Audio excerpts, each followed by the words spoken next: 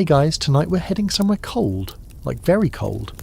Like you will definitely question all your life choices if you step outside without 3 layers and a sense of existential resignation kind of cold. We're talking about Viking Scandinavia, where the nights were long, the winters longer, and somehow people managed to sleep without turning into historically significant popsicles. Now you might be picturing big burly dudes in horned helmets snoring under the northern lights, but let's pump the brakes. First off, the helmet thing, total myth. Second, you probably won't survive this. Seriously. No central heating, no hot showers, no climate-controlled mattress toppers, just a smoky, creaky wooden building stuffed full of people and animals trying not to freeze to death before breakfast. So before you get comfortable, take a moment to like the video and subscribe, but only if you genuinely enjoy what I do here. Also, tell me where you're tuning in from and what time it is right now. I'm genuinely curious if you're watching this at 3 AM while buried under 5 blankets, or wide awake during your commute pretending not to spiral. Either way, thank you for being here. Now dim the lights, maybe turn on a fan for that soft background hum, and let's ease into tonight's journey together. You step through the snow-covered fields of Norway, or maybe Iceland, boots crunching softly against the frozen earth. The wind bites. It always bites. But then, just ahead, you spot it. Long, low, and oddly cosy looking despite the icicles.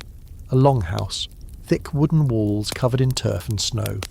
Smoke curls lazily from a hole in the roof. That's your home tonight. Good luck. Inside, it smells like wet wool, ash, and something suspiciously goat-like. There's a fire crackling down the centre trench of the room, open and smoky, radiating heat in an uneven but welcome pattern. It doesn't warm the whole place. No, not even close. But it's enough to stave off frostbite for now. You can hear murmurs, soft voices, the shuffle of boots, and a baby crying somewhere near the wall. This is not a luxury inn. It's a packed survival machine, a building less about comfort and more about not dying. Wooden posts divide the space, supporting the sagging roof. Benches run along the walls, and above them are sleeping platforms lined with furs. You scan the room for a spot. Every family member, warrior, and livestock animal seems to have already claimed territory. You squeeze in anyway. This is your introduction to Viking nightlife. In the dead of winter, daylight is a myth that barely shows up for 5 hours before quitting. The rest? Cold darkness. That means a long time inside, and a long time lying in your own breath, waiting for the season to pass. And no, there's no binge watching, unless you count your aunt retelling the story about how she saw a troll once by the river. Vikings didn't just power through the cold, they adapted in ways you probably wouldn't expect. They built these longhouses to be survival zones. They weren't heated the way we think of warmth, but they were cleverly designed to conserve every scrap of heat they could trap.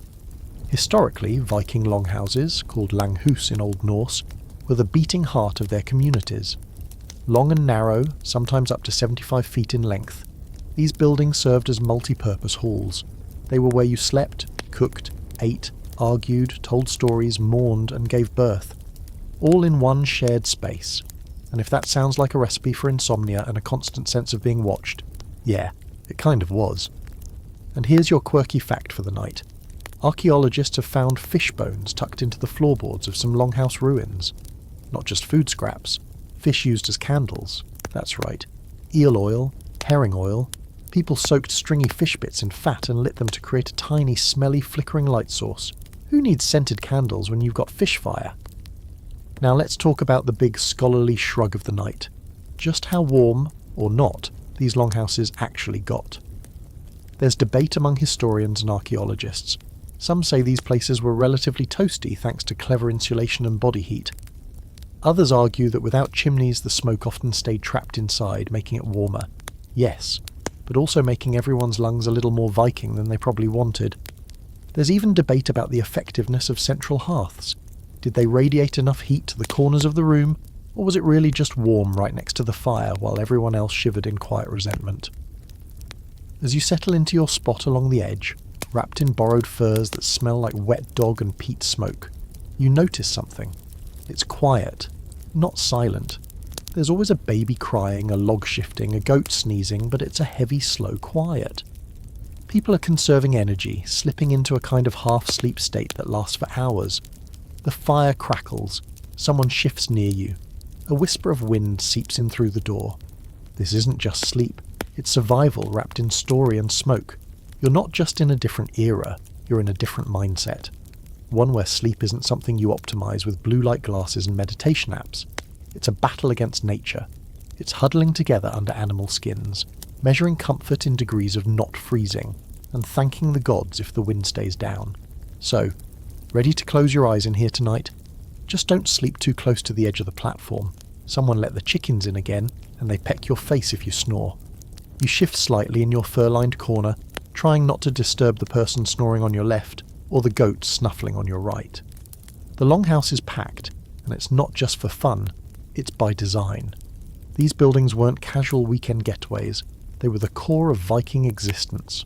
To understand how anyone survived the cold inside one, you need to understand what these longhouses really were. Picture a giant wooden rectangle, somewhere between a modern barn and a narrow hall. That's your longhouse. Built primarily of timber, if you were lucky enough to live somewhere with trees, or stone and turf in more barren places, longhouses stretched anywhere from 15 to 75 feet long. That's the length of a semi-truck, just with fewer wheels and significantly more sheep. The walls were thick, often insulated with packed earth or sod, and the roof sloped low to keep heat in. Low ceilings weren't just an aesthetic, it was survival architecture. There's no hallway, no doors for bedrooms, no private dining room, it's all one long open space. Along each wall there's a raised wooden platform that serves as seating during the day and beds at night. In the centre, a long open trench lined with stones holds the fire, the heart of the longhouse, both literally and spiritually. This trench isn't just for cooking, it's your heating system, your light source, and the thing that prevents the entire household from turning into a scene from an Ice Planet documentary. The hearth runs nearly the entire length of the house, with a smoke hole, or louver, cut into the roof. That hole doesn't do much, honestly. Smoke still gathers. You cough a lot. Your eyes sting. Your hair and clothes reek of wood smoke constantly.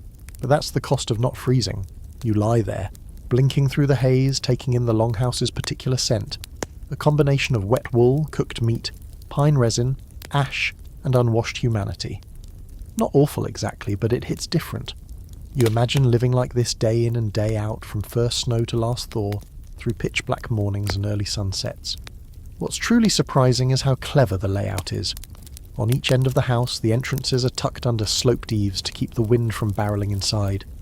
The animals, cows, pigs, sheep, chickens, all live in the same building, typically behind a partition at one end. You'd think this would be chaos, but it works. Animals generate heat after all, and that's precious when the outside world is trying to murder you with frost. And here's your historical fact for the night.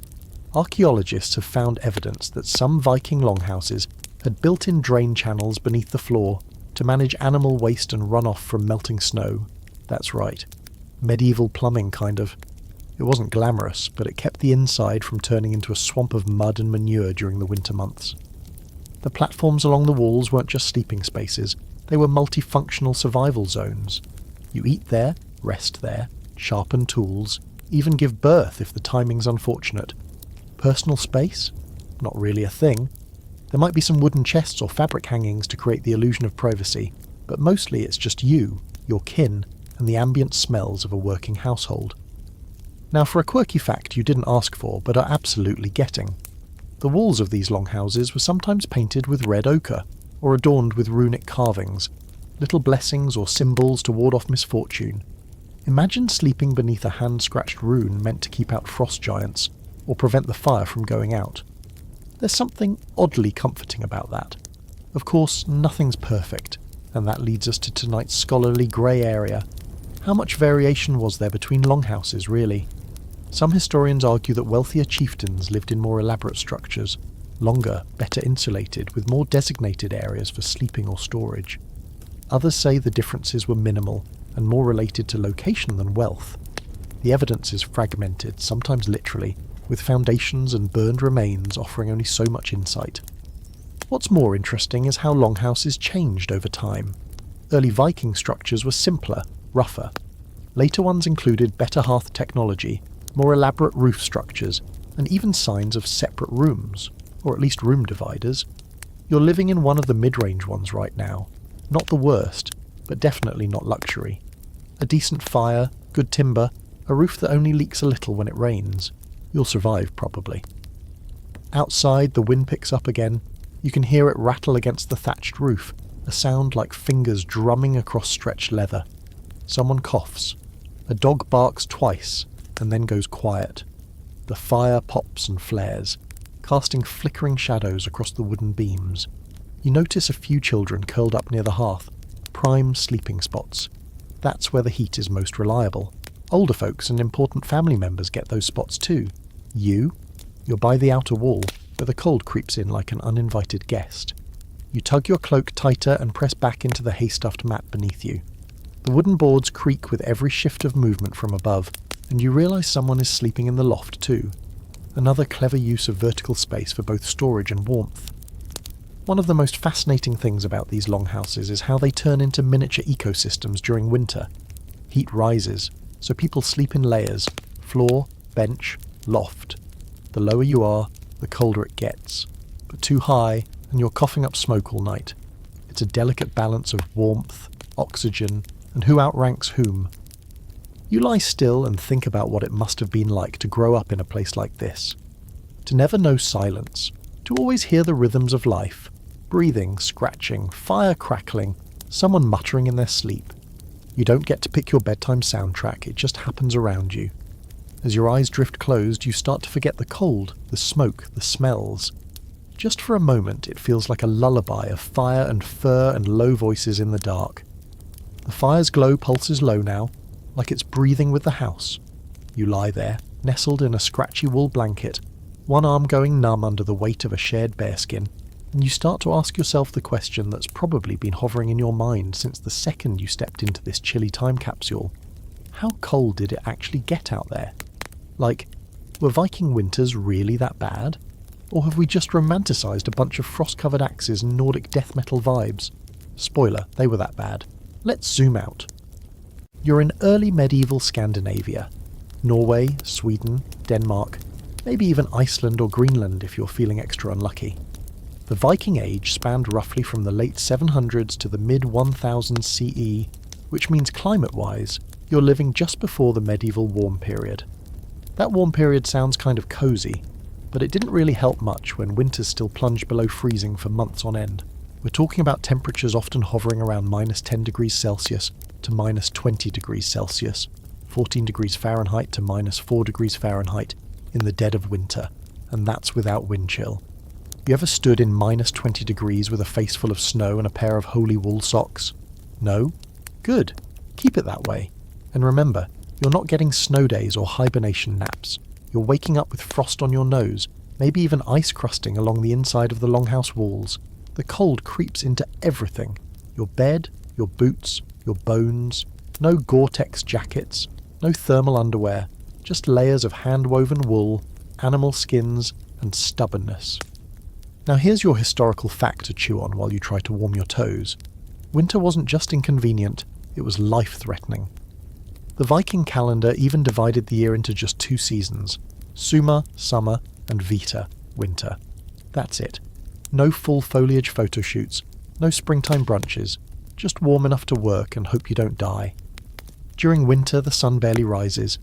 Depending on how far north you are, you might get 4 hours of daylight, if the sky isn't covered in thick grey clouds. You wake up in the dark, you eat in the dark, you go to bed in the dark. It messes with your body clock, your mood, your grip on reality. Seasonal depression wasn't a diagnosis back then, it was just called January. The worst part? You don't really escape the cold. The longhouse protects you, sure, but it doesn't pamper you. It's the equivalent of pitching a really big tent and lighting a campfire inside. Warm near the flames, but your toes still freeze if you stick them out from under the blankets.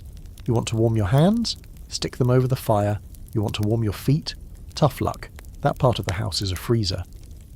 But here's where things get a little weird. Modern scholars actually debate just how brutal these winters were. Some argue that the longhouse design, combined with communal body heat and strategic fire use, made winter survivable and even, get this, comfortable enough.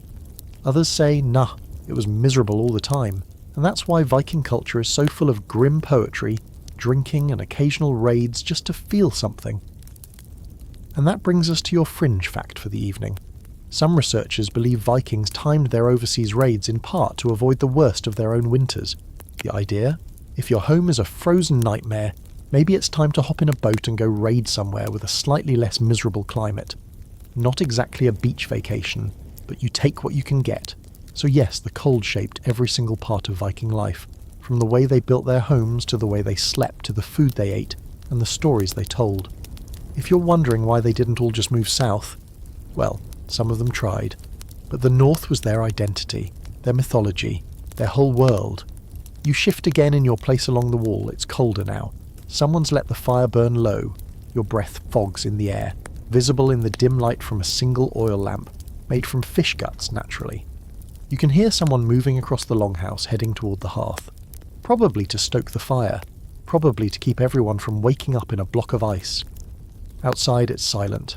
Thick snow muffles everything. No traffic, no power lines humming, no generators. Just snow, wind, and the occasional owl. The sky's a solid black curtain, pierced by stars so clear they feel close enough to touch. And here's the real kicker. Despite all this, people didn't just survive. They lived. They had babies in this weather. They celebrated feasts. They told epic tales.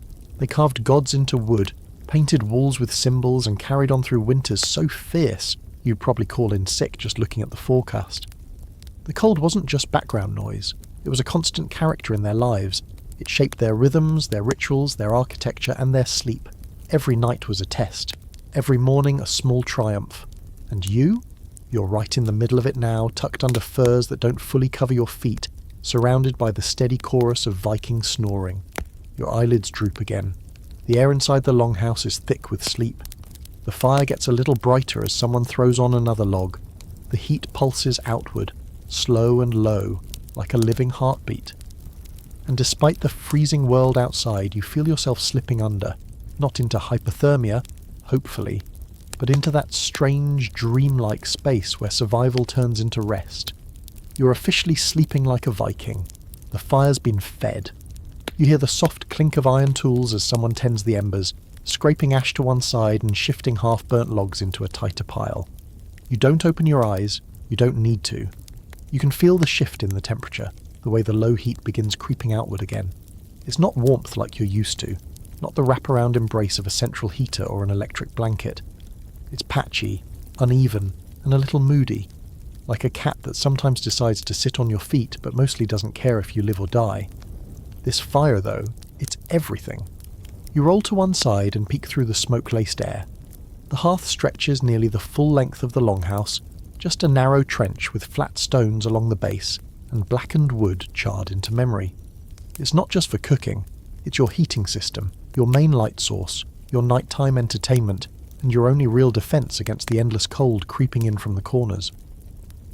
Viking fires weren't just about warmth, they were designed with strategy, as much as you can strategize with an open flame and a hole in your roof. Unlike modern fireplaces that funnel smoke out with a chimney, Viking hearths vented upward through a smoke hole, a little square or slit in the ridge of the roof. You'd think this would make the house feel fresh and breathable, but in practice not so much. The smoke rises, eventually. Before that it hangs around at eye level, saturating every inch of air, every thread of clothing, and every hair follicle on your body. It's comforting, in a weird, scratchy throat kind of way. Here's your historical fact for the night. Studies of Viking-era settlements, like those at Borg in Norway and Jarlshof in Shetland, show evidence of built-up soot layers in the rafters, indicating that longhouses went unventilated for long periods. The smoke didn't escape quickly. It built up over years. Some beams were literally blackened with the memories of thousands of fires. Not ideal for your lungs, but surprisingly helpful for the wood. Smoke acted as a natural preservative, slowing decay and insect damage. Who knew indoor pollution could be historic home care? Now for a weird little detail, Vikings may have used specific types of wood and animal dung as fuel, depending on what was available. Yep, burning poop wasn't just a desperate choice, it was a legitimate heat source. Dried animal dung, especially from herbivores like cattle and sheep, was surprisingly efficient. It smouldered slowly, gave off steady heat, and didn't waste valuable firewood when forest was scarce. Sure, it smelled like, well, exactly what it was. But when the frost was thick enough to make your teeth ache, you probably didn't mind the bouquet. You lie there, half dozing, one side of your face warm, the other still cold.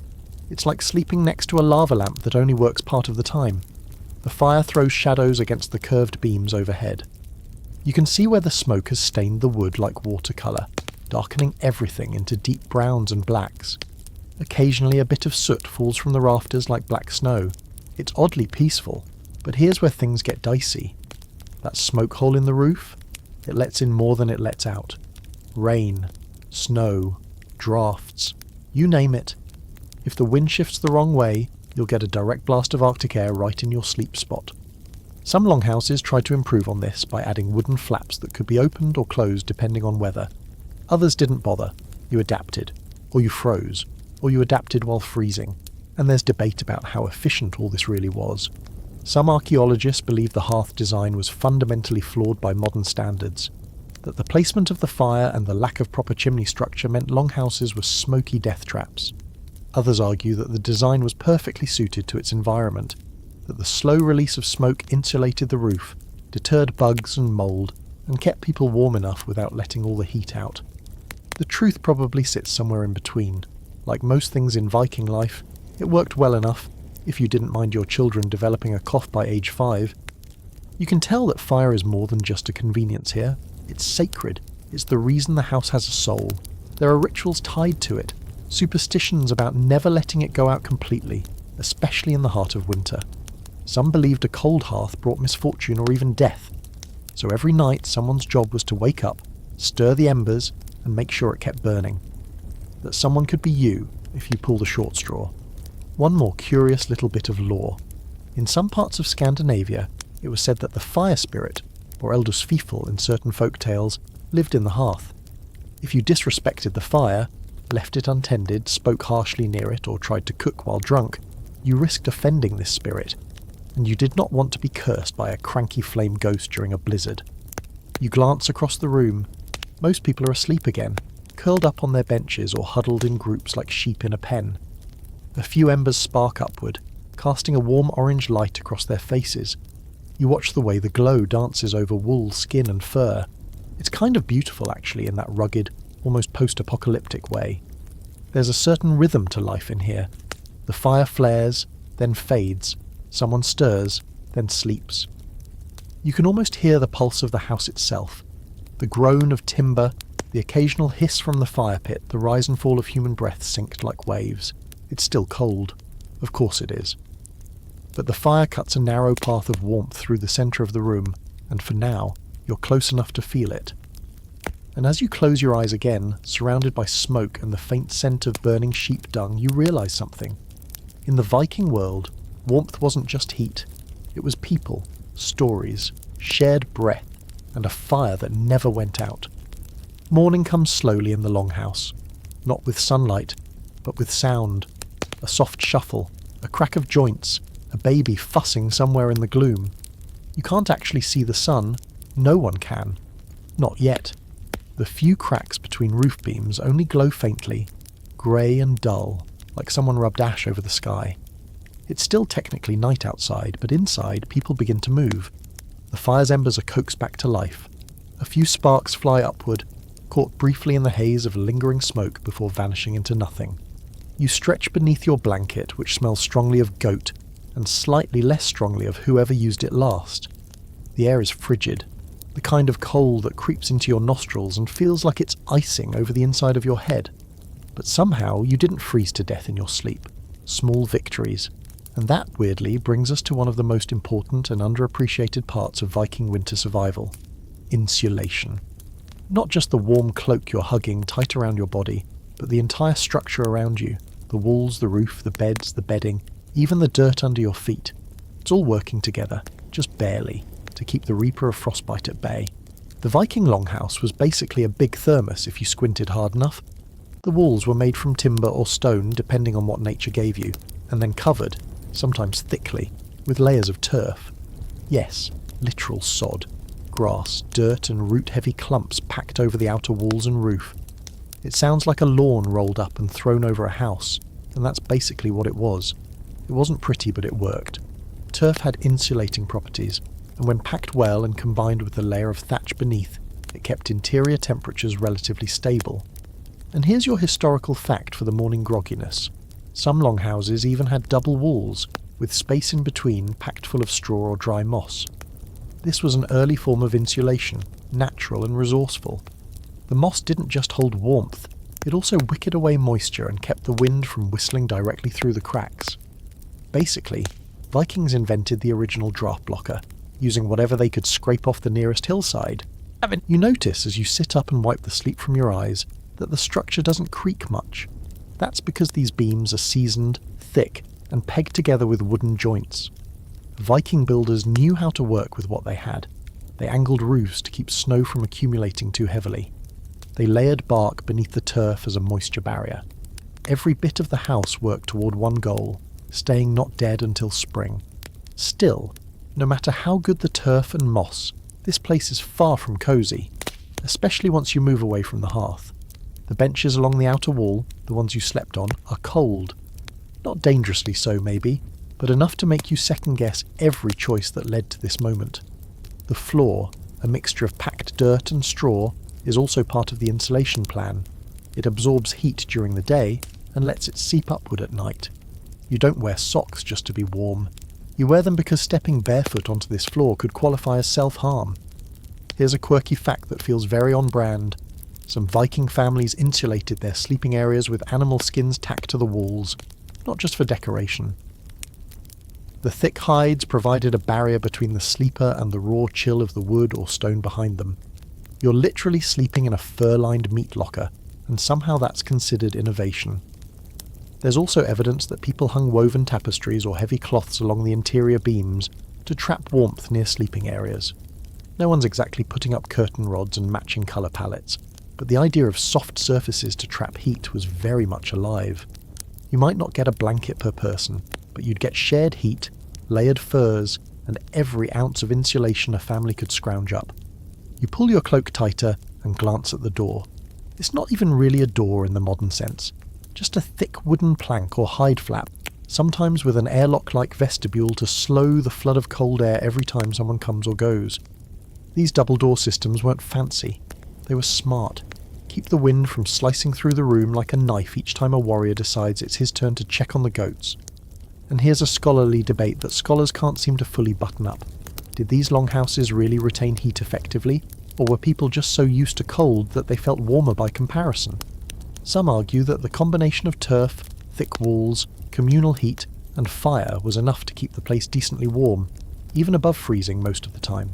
Others believe people just acclimated to discomfort, and developed the mental and physical tolerance to withstand cold we'd now consider absurd. There's no thermostat to check, no temperature logbook, just scattered evidence, soot, and some very old layers of dirt. The truth probably lies in the Viking definition of warm, which was more like not in immediate danger of death.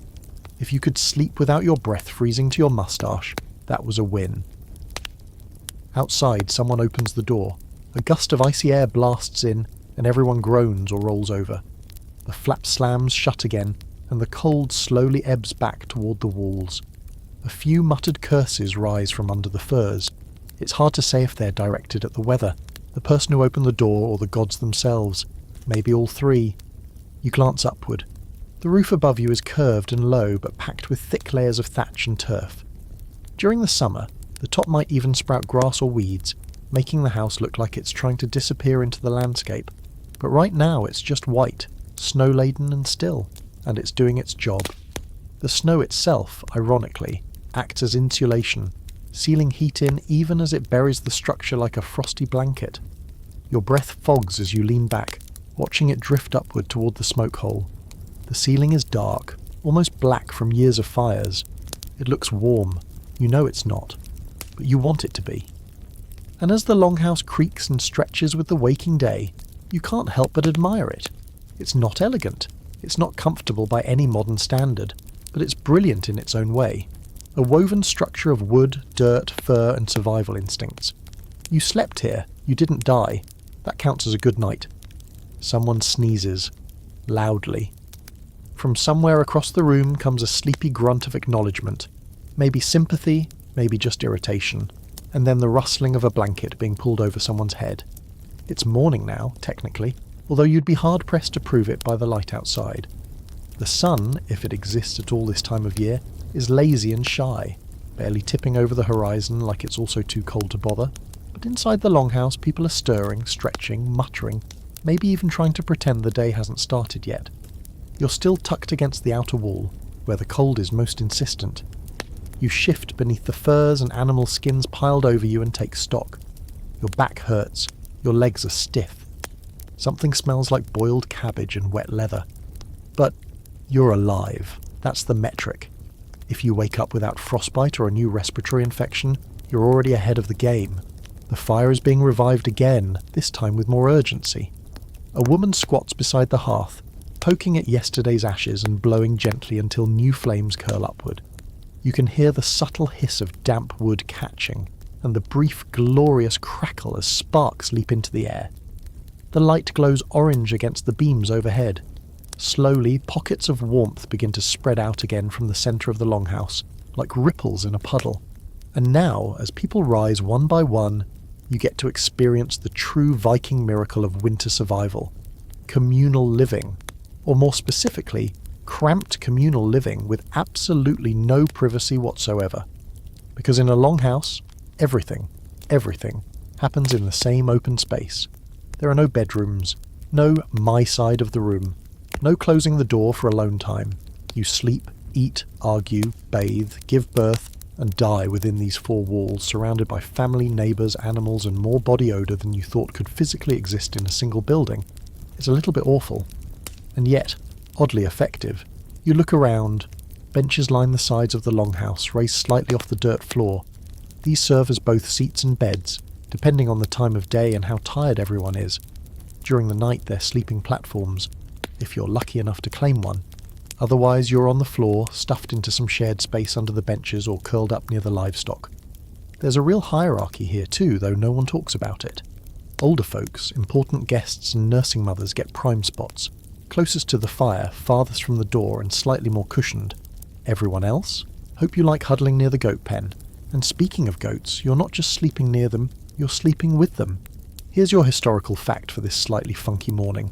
It was incredibly common for Viking households to keep their animals inside the longhouse during winter. Not in a separate barn or outbuilding. Inside. Cows, sheep, goats, chickens, sometimes even horses. They were cordoned off behind a wooden barrier, usually at one end of the building, but the heat they gave off was priceless. Think of them as walking, breathing space heaters. That smell? Part of the deal. You wrinkle your nose. It's not unbearable, but it is noticeable. The air is thick with the earthy scent of animals, human sweat, smoke, drying herbs, and something sour that could be milk or something worse. But this is what survival smells like, and in this world, warmth always takes priority over fresh air. Here's your quirky fact for today. Some Viking families kept chickens under the benches where they slept. Not because they were hiding them, but because the birds provided extra warmth and were easier to grab for eggs, or emergency stew, without going out into the snow. Imagine waking up at 2 a.m. with a chicken sitting on your feet. Not ideal, but also not the worst foot warmer in history. The idea of privacy, at least in our modern sense, didn't really exist here. Everyone saw everything. If you rolled over and scratched yourself in your sleep, 5 people knew. If you had a bad dream and muttered in your sleep, congratulations. Your weird dream about falling into a fjord is now part of the morning gossip. And that's not even counting the more awkward noises.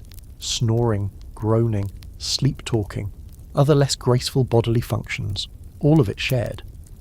You pull the fur blanket over your face for a moment and wonder how anyone ever got any rest in a space like this.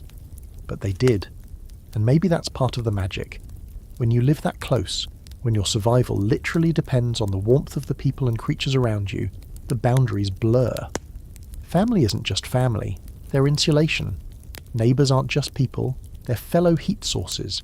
Everyone becomes part of this living, breathing furnace made of skin, wool, and firelight. There's some debate among historians about whether all longhouses were this packed, or whether this was just common among the poorer or more rural communities. Some argue that wealthier families may have had attached rooms or outbuildings, places to sleep slightly apart from the noise and smell. But the truth is, for most Viking households, Especially in the deep north or on isolated farms, this setup was the norm. One room, everyone in it, all night, every night, all winter long. You roll to one side and catch the eye of a wide-awake toddler gnawing on a piece of hard bread. He stares at you with suspicion, then offers you a chunk. You decline, gently. He shrugs and keeps chewing. This is daily life in the Longhouse. Communal, crowded, loud, and strangely comforting. There's safety in numbers, warmth too, even if it means sacrificing a little sleep and a lot of personal space. And as the morning stretches forward, as the fire grows and breakfast, some sort of mush, starts to cook over the embers, you realise something that surprises you. You don't feel cold anymore. You feel acclimated. Not comfortable exactly, but settled. Like maybe you could make it through one of these winters after all. So long as the fire stays lit, so long as the people stay close, so long as no one opens the door for too long. You're up now. Well, technically sitting upright and wondering if your spine will ever forgive you. But in Viking winter terms, that qualifies as being fully awake. The Longhouse is stirring into a rhythm that's both calm and chaotic. People shuffling around in thick wool layers, someone clanking a pot, a rooster announcing its intentions even though it's still basically night outside. You're surrounded by a mixture of warmth, smoke, and the kind of slow movement that comes when no one really wants to leave the comfort of the furs just yet. You glance down at what you're wearing, or more accurately still wearing. Because here's the thing, in the dead of Scandinavian winter, you don't take your clothes off to sleep. Not unless you're either reckless, drunk, or some kind of medieval daredevil. You sleep in your day clothes, and your night clothes, which are the same thing, and your outerwear, and maybe a cloak, and probably some fur, and socks, and mittens if you've got 'em. Welcome to the fashion-forward world of whatever keeps your limbs attached. Here's your historical fact for today's bleary-eyed dressing session. Viking clothing was built for battle with the elements. Men and women wore layered tunics made of thick wool, often with an underlayer of linen. Wool was the star of the show. It was warm, water-resistant and durable, even when the hems were stiff with dirt and snow. And they didn't just throw on one layer. You might wear a linen undertunic, a heavy wool overtunic, a cloak fastened at the shoulder with a brooch, and leggings, either tailored or wrapped around with strips of cloth. That's just the basics. Socks were made from wool too, but let's not get romantic here. These weren't plush, fluffy foot hugs. They were scratchy, lumpy tubes whose entire job was to delay frostbite by a few crucial hours. Footwear was mostly leather, often stuffed with dry grass or moss for added insulation. That's right, your ancestors wore hay shoes. Stylish? Not really. Effective? Sort of. You pull your cloak tighter around your shoulders. It smells like firewood and sheep grease. The fabric is coarse, but not unpleasant. Viking cloaks weren't just fashion statements, they were survival tools. You could wrap them like blankets, fold them over your head as a hood, even sleep on top of them for a tiny buffer against the cold ground. Brooches and pins weren't just decorative. They held everything in place so you didn't end up accidentally airing out your backside in front of your grandmother. Now for today's quirky fact. Some Vikings wore mittens with separate thumbs but no finger divisions. Basically medieval oven mitts. They were easier to make, warmer than fingered gloves, and better suited for gripping tools, reins, or the occasional sword. Plus they looked kind of adorable, in a these are for war but also cuddles kind of way. You look around the Longhouse and see the fashion show in full swing. Woolen caps cover greasy hair, heavy shawls are wrapped around heads and shoulders, some folks are still half asleep, cloaks dragged over their heads like medieval hoodies. No one is worried about appearances, everyone is focused on staying warm, moving slowly and preserving energy. Winter is not the season for peacocking. Winter is the season for not dying. And this brings us to an ongoing debate among historians and reenactors alike. How much did people really wear to bed?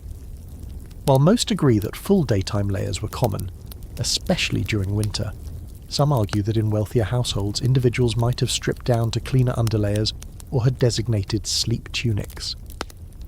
But with heat retention being top priority, stripping down wasn't exactly encouraged unless you were sleeping right next to the hearth, which unless you were a newborn or a village elder, you probably weren't. You lie back briefly, trying to remember what modern pyjamas feel like. Then you immediately get a draft up your side and regret moving. No elastic waistbands here, just belts, drawstrings, and a healthy fear of the cold. One advantage to never changing clothes. You always know where your stuff is. There's no hunting around for today's pants when today's pants are also yesterday's pants, and the day before that's, and possibly last week's. You wear your clothes until they're basically part of your personality, and then you keep wearing them. Washing them? Well, that's a spring activity. You stretch your legs out from under the cloak and notice the way the cold hits instantly. No slow creep. It's just there. Your boots, or maybe someone else's boots that you borrowed, are stiff with frost near the soles. You slip them on anyway, your feet cursing your decisions with every movement. You clomp across the dirt floor toward the hearth, where the warmth is the strongest, and the smells of breakfast are beginning to bubble up, barley porridge probably, maybe with dried berries if you're lucky. The fire crackles, a small comfort in a house still wrapped in its own smoke-scented blanket of breath and body heat. A woman next to you mutters something under her breath as she adjusts the fit of her wool scarf, clearly not a morning person. You both nod at each other in that universal language of shared suffering. Yep, still winter, still cold, still alive, and there's something kind of profound about that. Everyone here has accepted the fact that warmth doesn't come from luxury. It comes from layers of clothing, of community, of experience. No one's out here looking for stylish coats or perfectly matched socks. They just want to get through the day with all their fingers intact. You wrap your arms tighter inside your cloak and hold them near the fire. The smoke stings a little, but the heat feels good.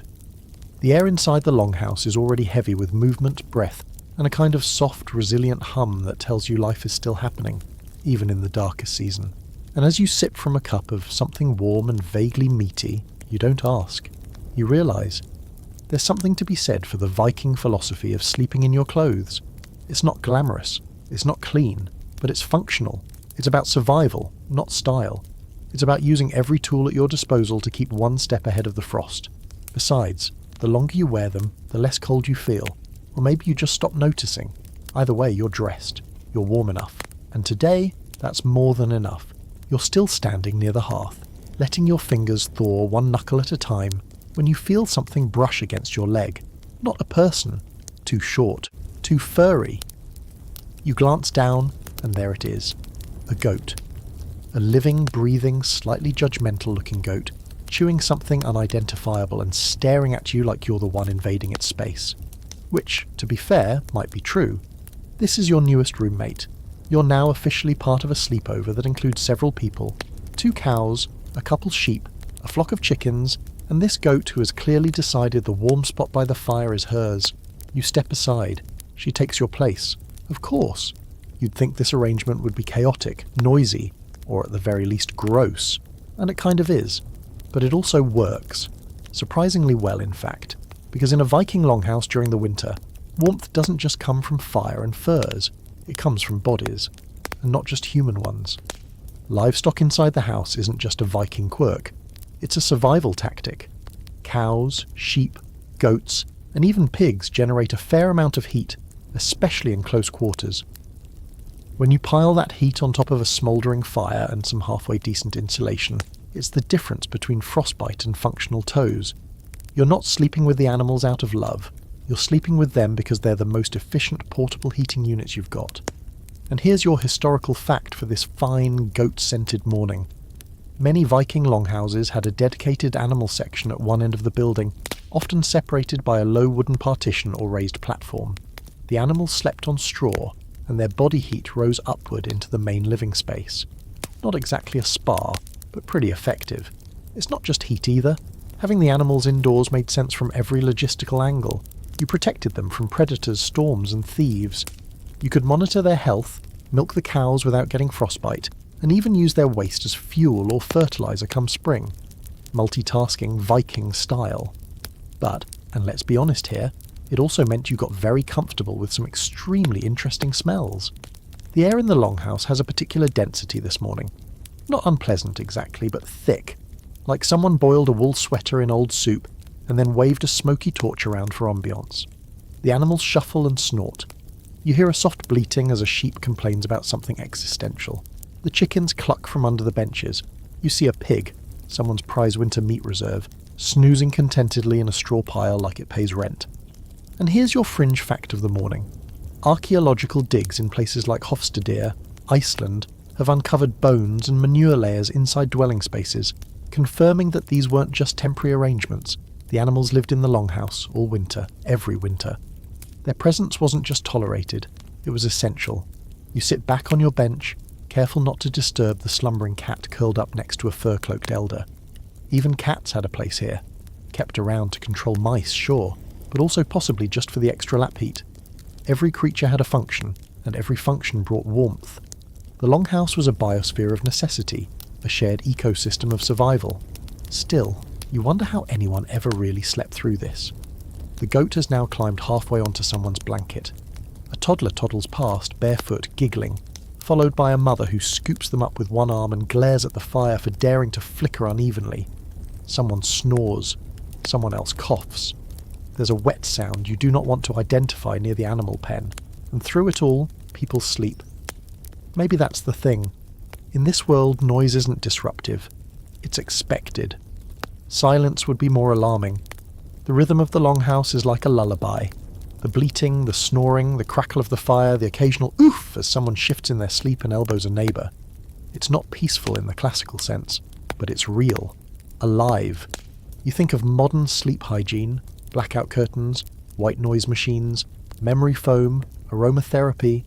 Vikings had none of it. What they had were goats, a smoky hearth, and the kind of bone-deep fatigue that came from chopping wood all day and hauling water through snowdrifts. You didn't fall asleep so much as collapse into it, the cold and the day's labour folding over you like a second blanket. There's an ongoing debate among scholars about just how central animals were to daily Viking life. Some argue that this closeness, this literal shoulder-to-fleece intimacy, was primarily a winter strategy, while others believe it was part of a year-round dynamic, with livestock moving in and out of human spaces as needed. Either way, the line between home and barn was flexible. Probably a bit slippery too. The goat bumps your leg again. She wants your seat back. You sigh and move. She climbs up, settles in, and sighs contentedly like she owns the place. She might. Honestly, she probably does. And there's something kind of humbling about that. You, a fully functioning adult human, just got evicted by a goat. And somehow, in this setting, that feels completely normal. You glance around and see that breakfast has officially begun. Porridge passed in wooden bowls, chunks of dried fish added for flavour, and something hot to drink from carved cups. The longhouse breathes in and out around you, people and animals and fire all moving in a kind of sleepy collective pulse. Everyone's tired, everyone's a little cold, but no one's alone. You wrap your cloak tighter around yourself and accept a bowl of food. The goat eyes it. You give her a firm look. She ignores you. And as you eat, you realise that you're not just staying warm through layers or blankets. You're surviving through sheer proximity. Heat, in the Viking world, isn't a resource. It's a shared condition. It rises off backs and breaths, off animals and elders, off fire and fury and sheer stubborn will. And somehow, it's enough. You don't get a bed in the traditional sense, not in this world. No feather-stuffed mattress, no bouncy coils, no pillow-top anything. What you get, if you're lucky, is a wooden bench wide enough to curl up on, maybe with a fur or two between your body and the timber, and someone else's feet a little too close to your face. It's not exactly luxurious, but here in the longhouse, that's what passes for a bed. And if you're really lucky, like, just saved a chieftain's life or brought back a barrel of salted herring lucky, you might get the wall side. That's prime real estate. Farthest from the drafty door, closest to the warm bodies, and with at least one side of you protected by solid timber. Otherwise, it's middle row sleeping, which is just a Viking way of saying, may the gods have mercy on your toes. The bench is made of rough-hewn planks, probably pine or birch, depending on what grew nearby. No nails, just pegs and notches, maybe a bit of animal glue if someone was feeling fancy. It creaks under your weight and gives you splinters if you move too much, but it's home, for the night at least. The space under the bench is for storage, or sometimes chickens, or both. Viking efficiency means every square inch of space is claimed. Furs, shoes, tools, maybe a spare knife, all tucked beneath you as you try to sleep, making your mattress less of a bed and more of a treasure chest that stabs you if you roll wrong. Here's your historical fact to dream about tonight. Bedding for Vikings was mostly improvised. Soft straw, dried moss, Animal skins and woven wool were layered for warmth more than comfort. Archaeological digs in places like the Gokstad ship burial have revealed bedding materials that included hay and wool-stuffed cushions. Not exactly orthopedic, but not bad if you're used to sleeping on the ground.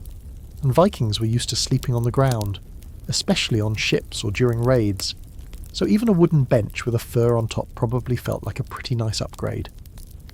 You lie back now and feel the roughness beneath you, the slightly musty smell of the wool, and the general weight of a house that's constantly full of movement.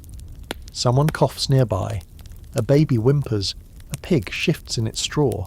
It's never quiet, but somehow it's still restful. And now for your quirky fact. Some of the wealthiest Vikings had beds with headboards. Imagine that. Not just a flat surface, but an actual wooden backrest carved with runes or symbols. These beds weren't just practical, they were status symbols, portable thrones of sleep. Some even doubled as seating during the day. So yes, even in the middle of a snowy, livestock-packed communal building, some people managed to flex their wealth with a fancy nap zone. You look up. The ceiling above your head is low, especially if you're on one of the sleeping platforms that's slightly elevated. You can reach up and touch the rafters, blackened with soot, rough and dry. Some are decorated with charms, bones, or little woven objects meant to bring protection or good dreams. No dream catchers, but the same idea. You wonder what kinds of things they feared in their sleep. Bad omens? Spirits? Bad back pain? And that leads us to a scholarly grey area. How often did Vikings truly get quality sleep? There's some debate over whether longhouse living allowed for deep, uninterrupted rest. With so many people and animals in one place, it's hard to imagine a full 8 hours of peace and quiet. Add in cold drafts, smoke inhalation, and the occasional snoring warlord, and you're looking at a very patchwork kind of slumber. Some researchers think people in the Viking Age followed a segmented sleep pattern. 2 blocks of sleep, broken by a period of wakefulness in the middle of the night. That time between first sleep and second sleep might be used for tending the fire, praying, talking quietly, or even having a snack. It's not insomnia, it's just life. Your body gets used to it. You stretch out your legs along the bench, careful not to kick the woman snoring at your feet. She doesn't stir, but her dog does, lifting its shaggy head and sniffing in your direction before curling back into a ball. Even the animals have their spots. And yes, sometimes you share your bed with a dog, or a cat, or, in the most chaotic cases, both. If you're the sort of person who draws the line at pets in bed, you're probably going to have a rough time in here. And yet, it works. You feel the way the heat settles in, low and even, the fire warming the air just enough. The fur draped over you is scratchy, but it traps the warmth well. Your cloak is bunched under your head as a makeshift pillow, and your breath fogs faintly in the cold pockets of air near the wall. Someone's mumbling in their sleep. Someone else is up and rustling through a pile of baskets for something. Dried fish, probably. Despite the discomfort, there's a surprising sense of peace. The longhouse is full, but it doesn't feel crowded. It feels lived in. You're not isolated. You're woven into the very fabric of this place, physically and socially. Sleeping isn't just rest, it's shared existence. You're sleeping among your people, your animals, your fire, your gods. You're breathing the same smoky air and huddled against the same chill. You pull the furs closer around your shoulders and close your eyes again. There's a splinter digging into your side. The bench creaks. A goat sneezes. And yet, somehow, you're already half asleep. You've been awake for a while now, drifting in and out of that groggy limbo where the fire crackles like a lullaby, and your nose is cold, but the rest of you refuses to move. The longhouse is alive, always alive, with the steady symphony of breath, rustling wool, and the muted groans of a structure that's seen more winters than you've had hot showers. But as you stretch and take another reluctant breath of the heavy smoky air, it hits you. Oh, right. That smell. It's not new. You've been marinating in it for hours, maybe days, but now that you're fully conscious, it introduces itself all over again. The deep, smoky musk of a building that's never seen a chimney, mingled with the ripe edge of unwashed humanity, sheep breath, and something that might be sour milk or might be someone's feet. You're not sure. You don't want to know. This is the olfactory cocktail of Viking life in winter. And no, you don't get used to it. You just stop fighting it. Because in a sealed, low-ceilinged, turf-wrapped building, with a fire burning all day and all night, everything smells like smoke. Not the romantic kind either. We're talking acrid, eye-watering, stick-to-your-hair-for-a-week smoke. Here's your historical fact for the day. Viking longhouses typically lacked chimneys, which meant the smoke from the hearth fires had nowhere to go but up and out through the roof's central smoke hole, or, more often, just kind of hang around at face level. The roof design helped a little, but not enough.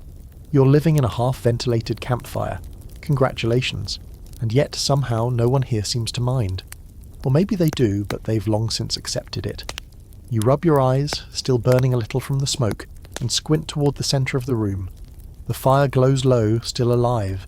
Someone stirs the embers, and a fresh curl of grey smoke rises like incense, if incense was made from damp pine and desperation. You sit up and adjust your cloak.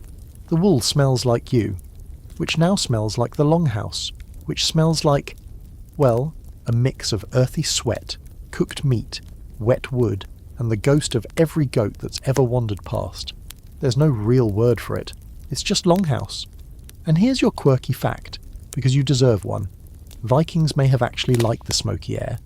There's evidence that they believed smoke had preservative or even purifying qualities. Not just for food, but for the home itself. It kept insects away, dried out wet materials, and may have been thought to deter illness.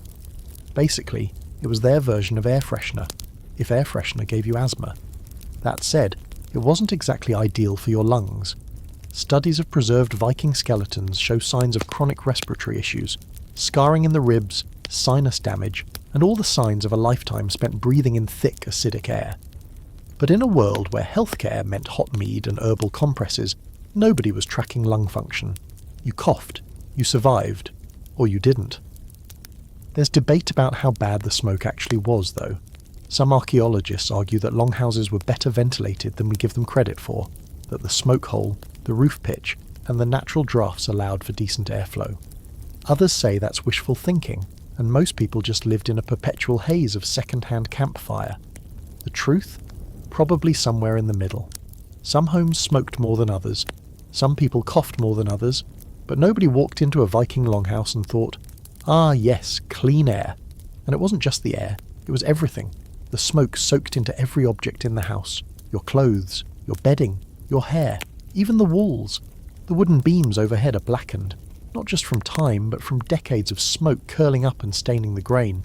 Touch one, and you'd probably come away with charcoal on your fingers. You catch a glimpse of yourself in a warped bit of bronze someone uses as a mirror. Your face looks tired, your skin's dry, your hair is doing something that can only be described as historically accurate frizz. You look like someone who slept next to a goat in a smoky barn and survived to tell the tale, which you did. So, success? Across the room, someone opens the door, just for a second. A blast of cold air slams through the space like an angry ghost, and you feel the draft hit your back hard enough to make you flinch. Everyone reacts. Cloaks pulled tighter, a baby starts crying, an older man grumbles something about letting the cold gods in. The door closes again. The longhouse exhales, and the smoke settles right back into place like it never left. You realise there's no such thing as fresh in here. No scented candles, no open windows, no laundry detergent. Everything smells of use. You start to appreciate just how connected Viking people were to their environment, not just in terms of weather or terrain, but through every breath they took. The fire kept them alive, but it came at a cost. That cost was breathable air. And somehow, the longer you sit here, the more normal it feels. Not pleasant, just real, tangible. The kind of experience you can still smell on your skin hours later. You start to understand why old stories describe Vikings as fierce, relentless, maybe even terrifying. If this is how they lived, every single day, it makes sense. You'd be grumpy too if your lungs were full of smoke and a pig stole your blanket last night. You shift on your bench, your body still stiff from the cold. The fire gives off a little burst of heat, and you lean toward it, taking in the warmth, even as the smoke curls up into your face. Your eyes sting, but you don't pull back. You just breathe it in like everyone else. Because in the longhouse, the air may be heavy, but it's shared, and so is the heat, so is the space, so is the struggle. And really, what's a little smoke between friends? You're trying to breathe through your mouth now. Not a classy look, but let's be honest, your nose is officially out of commission. The smoke's back with a vengeance, thicker than before. thanks to some overly enthusiastic fire stoking by the kid who definitely should not be near anything sharp or flammable. A few people wave the air with their cloaks half-heartedly. One woman pulls her head fully under a fur and pretends not to exist. You try to follow suit, but the fur smells like cheese. You abort the mission. In this moment, you start thinking about windows. Like, why aren't there any? Where are the windows? Where's the crisp, icy blast of fresh Scandinavian mountain air to clear this place out? The answer, of course, is simple. Windows mean holes, and holes mean cold. And in Viking longhouses, cold was the enemy. Fresh air could wait until spring. Which brings us to today's not-so-shocking historical fact. Viking longhouses had no windows. At best, they had narrow slits carved near the roof, maybe covered with stretched animal hide or thin wood, and these weren't for the view. They were just enough to let out some smoke and keep the rafters from turning into a mushroom farm. Most longhouses were built dark, tight, and low to the ground, intentionally smothered against the wind. Sunlight was a luxury, heat retention was the goal, so you sit in the gloom. It's not pitch black. There's the glow from the hearth, of course, but it's dim, like someone permanently turned down the contrast on the world. Everything is in shades of soot. You can't see the corners of the room. You don't want to. That's where the spiders and old meat scraps probably live. Viking eyes were likely better adjusted to this kind of low light. Some researchers believe the Norse adapted to dim interiors, developing stronger night vision over time, or, just squinting a lot and accepting the general eye strain. But for you, the darkness wraps around everything like a wool blanket dipped in ash. You blink and rub your eyes. It helps. Not much. Here's a quirky fact for the history nerds in the back.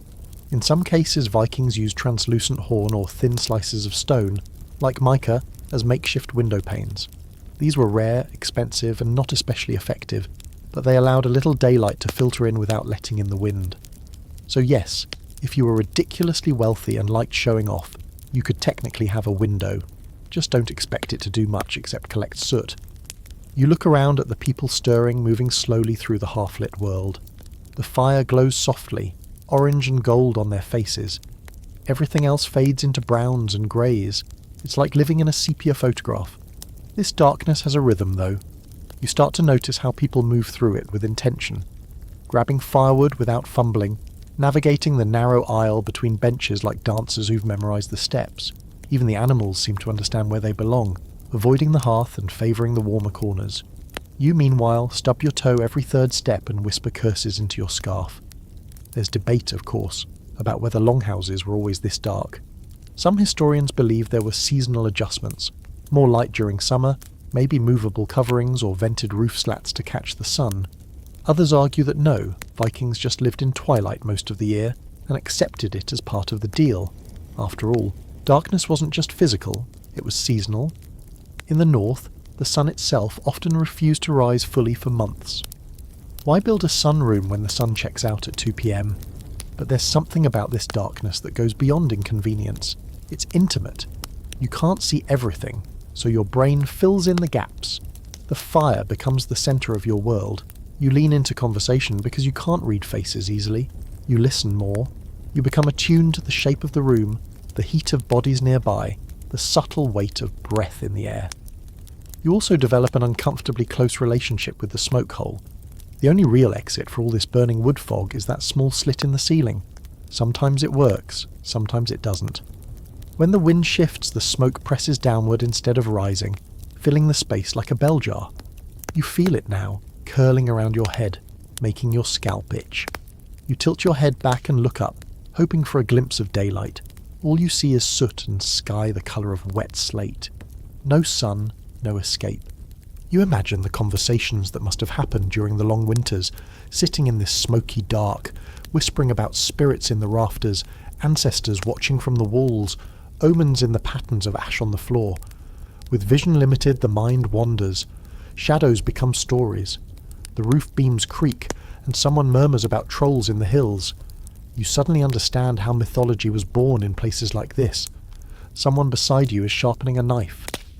The steady scrape on stone fills the room with a low, soothing rhythm. Another person pours something warm into a carved wooden bowl. A third starts braiding wool by firelight, fingers moving almost blindly. Life goes on, even in the dark. You start to realise the Longhouse isn't failing at design, it's succeeding. The smoke, while annoying, keeps pests and dampness at bay.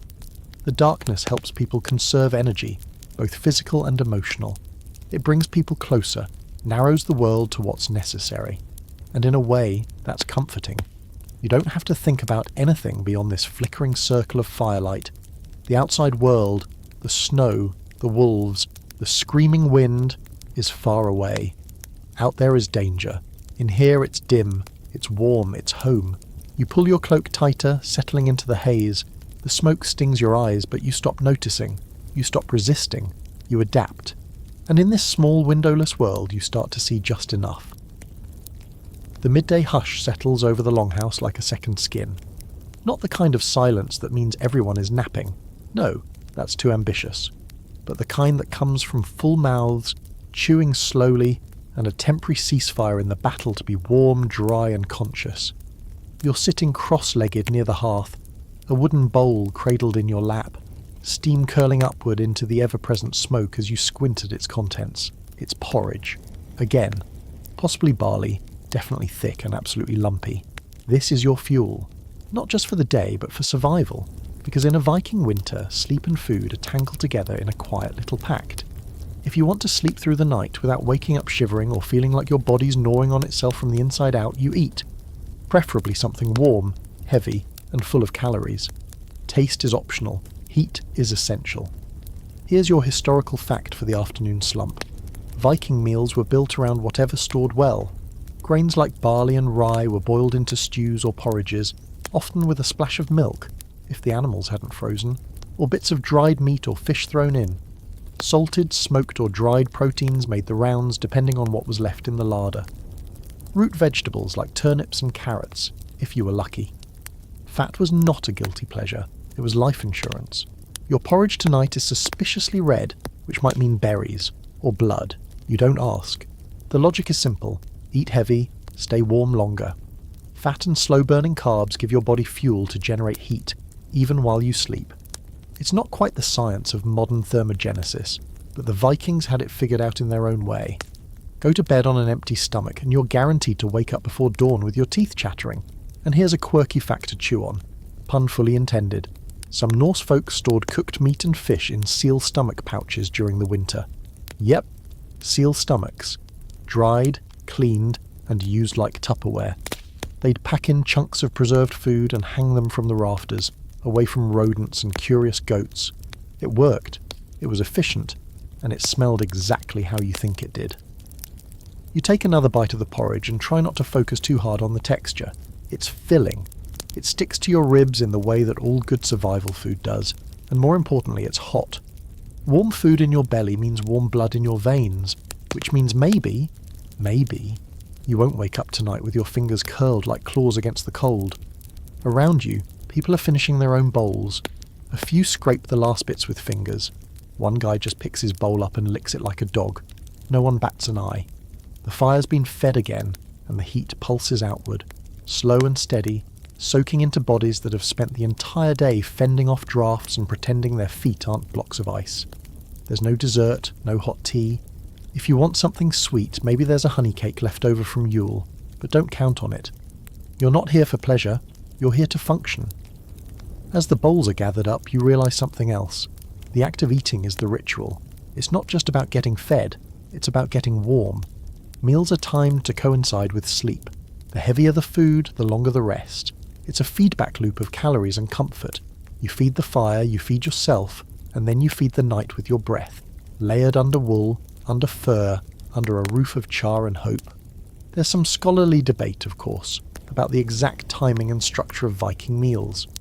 Some suggest they followed a 2-meal system, one in the morning, one at night. Others believe they ate more frequently during the winter in smaller, warmer bursts to fight off the cold and keep morale from plunging into the fjord. The truth is probably a mix based on region, resources, and just how close death was knocking on the door that week. You lean back against the bench and let the heat settle into your belly. It's a kind of warmth that starts low and spreads slowly, like ink bleeding into cloth. Not enough to make you sweat, but enough to let your shoulders drop for the first time today. Across the hearth, A man lets out a satisfied grunt and flops onto a pile of furs. He's out cold in seconds, literally fed into unconsciousness. You envy him. The longhouse shifts back into quiet activity. Someone picks up a spindle and starts working wool. A mother tucks her child under a fur, rocking gently while humming a tune that you suspect is older than half the tools in this room. The fire pops, someone sneezes, a goat farts, life goes on, and you begin to understand the rhythm of things. Eat, rest, work, eat again, sleep. There's a simplicity to it. Brutal, maybe, but clear. You're not juggling appointments or answering messages. You're just trying to stay alive long enough for the snow to melt. Another bowl of porridge is passed your way. You accept it without question. It's warm. That's all that matters. And as you settle down again, letting your body shift into that heavy post-meal state, where sleep creeps in through your limbs like mist, you can feel it. This strange, slow, burning magic of the longhouse. A fire inside you that mirrors the one in the hearth, fed by food, by community, by this whole smoky, smelly, miraculous system designed to get you through the night. You may never look at oatmeal the same way again. The longhouse breathes with you now, like you're part of its structure. Another beam holding up the roof, another lump beneath a fur blanket. Your belly is warm, your limbs are heavy, and your brain has entered that fuzzy pre-sleep zone where everything sounds like it's underwater. Someone nearby is telling a story, low voice, steady rhythm, words curling through the smoke like drifting threads, and you let it wash over you without really listening. It's not the plot that matters, it's the telling. But before you drift off, you notice something curious. Ritual. Not the big ceremonial kind with horned helmets and blood sacrifices. This is quieter, smaller, personal. A man across the hearth finishes tying his boots, then leans his forehead briefly against the nearest roof post. Just a tap, a pause, then he crawls under his furs. The girl sets a carved wooden amulet beside her blanket, tucked under the edge like a dream charm. A woman adjusts her child's wool cap, muttering something that sounds like a blessing, or maybe just a warning not to kick in his sleep again. You realise these aren't just habits, they're routines, pre-sleep rituals, and in a world where sleep isn't guaranteed to be safe, these small acts of comfort and control carry real weight. Let's be honest, you don't sleep in a Viking longhouse casually. You prepare for it. You earn it. You don't just flop down and expect REM cycles. You wrap yourself in as many layers as you can find the warmest, least noisy spot still available, and if you've got any belief in gods, spirits, or slightly annoyed ancestors, you say a few words just in case they're listening. Here's your historical fact to drift off with. There's strong evidence that Norse people tied sleep closely to the spiritual world. The boundary between dreaming and divination was blurry. Dreams were considered messages, warnings, omens, even prophecies. They weren't just nighttime fluff. They were part of your connection to the divine, and you treated them with respect. You shift under your furs and think about that. Imagine living in a world where your dreams are as important as your waking life, where falling asleep might mean glimpsing the future, or communing with gods, comforting, or terrifying. Depends on the dream. There's even more to it. Norse sagas mention sleep as a powerful vulnerability. In some tales, people are attacked in their dreams, or their spirits leave their bodies while they rest. A sleeping person isn't just unconscious, they're elsewhere. And when the world is as spiritually charged as this one, elsewhere could mean anything. The land of the dead, a battlefield, a vision of what's to come. That leads us to tonight's open debate. Were there specific bedtime rituals used to protect the soul during sleep? Some historians say yes, pointing to charms, carvings, and verbal blessings that appear in both saga literature and burial sites. Others think this has been overstated, more modern romanticism than documented practice. But in a house full of murmurs and amulets, and gently repeated words before bed, it's hard not to feel like something deeper is at work. You curl up tighter, tucking your hands into your armpits, your knees drawn up beneath the cloak. The cold is still there, of course, like a ghost that never quite leaves. But it's bearable now. Your spot near the wall has warmed a little, thanks to your own body heat and the ambient warmth from the hearth. Every breath you exhale forms a soft puff of mist, barely visible in the gloom. Then, a sudden sound breaks the quiet, a low, guttural hum. You look across the room and realise someone's chanting. Not loud, not performance level, just a low, rhythmic tone, almost like humming, but with syllables. It's a lullaby, maybe, or a prayer. You don't recognise the words, but they settle into your chest in a strange way, like the walls are humming with it. That's your quirky fact for the night. Some Viking warriors were known to sing or mutter poetry before sleeping, especially before a battle or a dangerous journey. These weren't just bedtime rhymes, they were affirmations, spell-like verses meant to calm the mind and strengthen the spirit. Sometimes they invoked gods like Odin or Thor. Sometimes they called on ancestors. Sometimes they were just about courage, tiny oral shields against whatever the darkness might hold. You wonder what your version would be. Something about not getting kicked by a goat, about waking up with all your fingers still attached, about dreaming of warmer places maybe? It's not hard to imagine how all this builds into Viking bedtime. You have your furs, your fire, your full belly. You've adjusted your socks 7 times and finally found the one position where your hip doesn't feel like it's lying on a tree root. Now it's time for the last line of defence. Mental warmth, ritual, protection. Maybe just habit, but maybe something more. You settle in, face half buried in the scratchy blanket. Someone near you coughs. Someone else whispers a name in their sleep. You catch a bit of the chant again, still going, still slow. You don't know what it means, you don't need to. It's easy to imagine a Viking warrior wrapped in wool and fur, clutching a sword instead of a pillow, reciting lines of verse like armour before the dreams take him. Easy to see a young woman tracing a rune on her wrist as her eyes close, a mother pressing a kiss to her child's forehead, whispering to the gods to guard him until morning. These are the moments the sagas don't tell you about. The quiet ones, the human ones, the kind that happen in the half-dark, in the breath between the fire crackling and the snow howling at the door. You close your eyes, and for the first time since you arrived here, you don't just hope for sleep, you expect it. There's no clock to tell you how late it is, but the Longhouse has gone quieter, deeper, like it's sunk into the next level of its winter trance. You're not asleep, not fully, but drifting somewhere in between. Eyes closed, body curled, ears tuned to the strange soft concert that plays every night here. And no, it's not silence. That's the thing you've had to relearn. Vikings didn't sleep in silence. They slept in sound. Not just because they lived elbow to elbow with family animals and a fire that never shut up, but because this dense, low murmur of living, was their lullaby. Right now, there's a story being told. You crack one eye open and spot the source. A middle-aged man with thick braids sitting cross-legged near the hearth, his bowl long forgotten as he speaks in that slow, sing-song rhythm that people automatically adopt when everyone else is half asleep. Around him, a small cluster leans in. Some children, a couple of younger men, an older woman nodding along with a half smile like she's heard this tale 1,000 times and is still waiting for him to mess it up. The story isn't dramatic.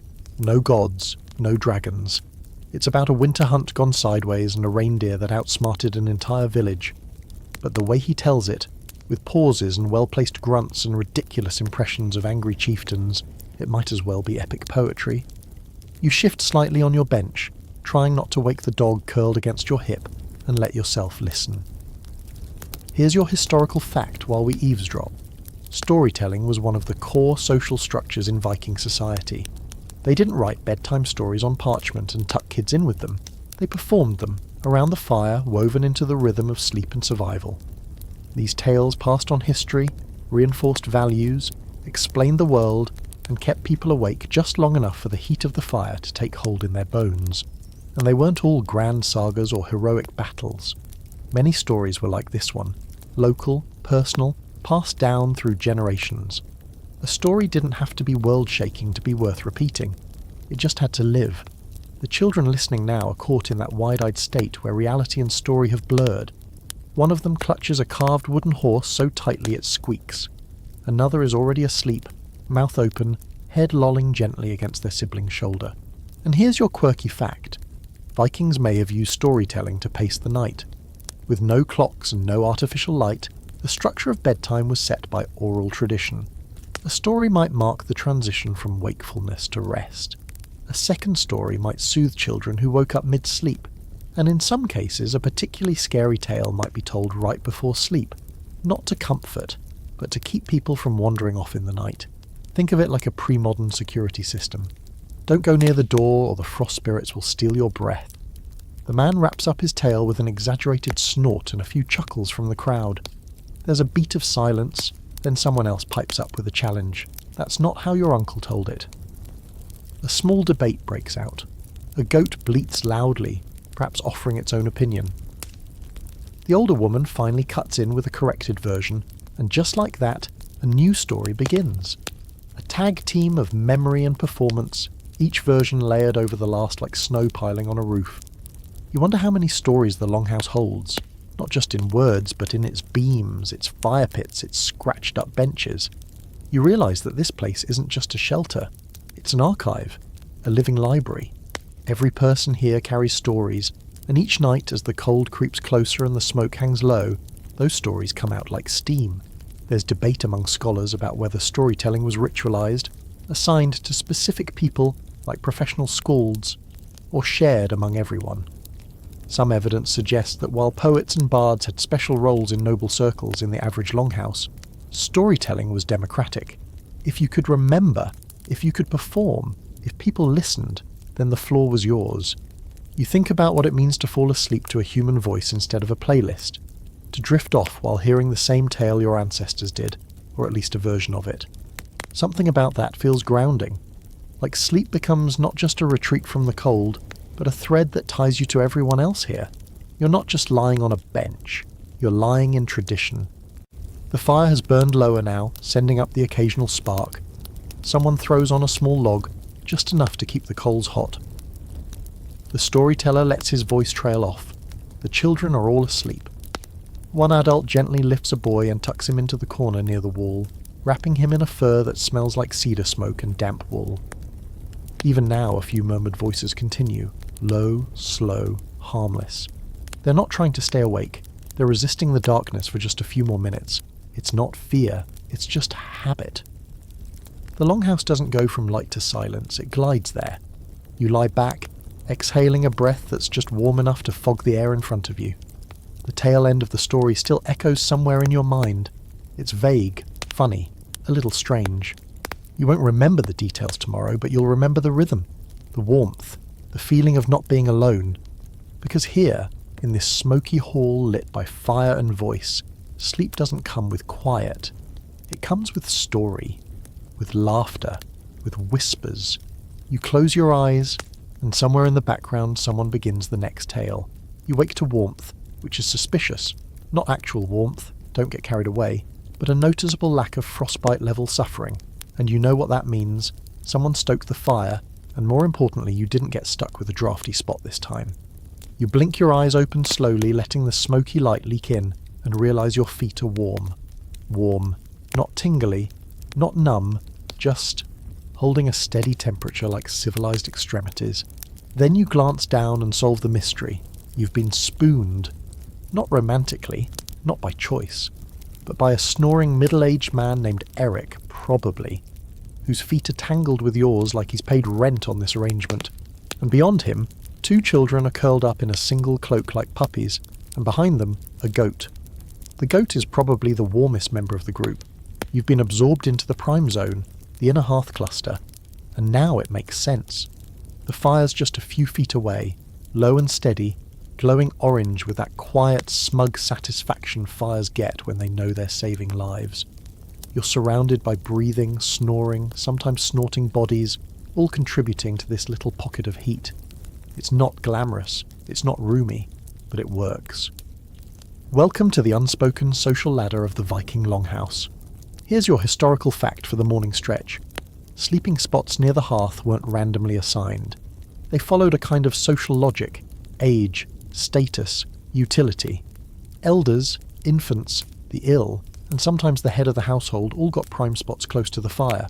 Everyone else worked their way outward like heat-seeking satellites.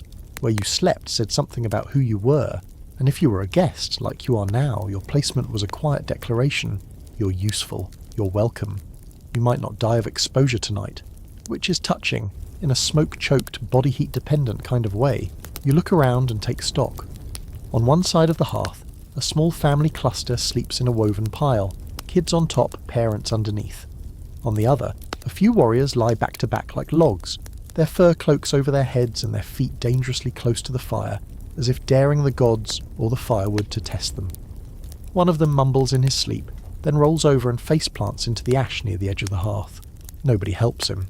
That's probably part of the process. There's a rhythm to this sleeping arrangement. It's not just about warmth, it's about trust. You don't lie shoulder to shoulder with people unless you can sleep knowing they won't roll over and steal your knife or your last bit of bread. This isn't a place for loners. You either belong to the group or you freeze alone. You think back to earlier, to that first night in the Longhouse when you were wedged by the door, half frozen and wide-eyed. That spot was the coldest, the loudest, the draftiest. It was where people stuck the newcomers, the young and able-bodied, the ones they figured wouldn't die if they woke up a little stiff.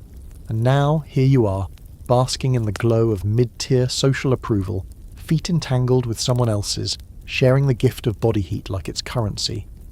And here's your quirky fact.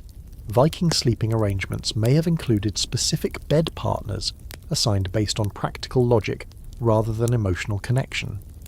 You didn't necessarily sleep next to your spouse. You might sleep next to whoever was warmest, quietest, or least likely to kick. In some cases, children slept with unrelated adults, or warriors with comrades, just for the sheer logistics of heat distribution. It wasn't weird, it was efficient. Now, this wasn't a free-for-all cuddle party. There were rules. If someone snored too loudly, they got shifted to the edges.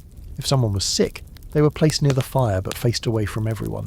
If someone got too grabby under the furs, let's just say Viking women knew how to use elbows and fire pokers with equal precision. There's an open debate among historians about just how rigid these sleeping hierarchies were.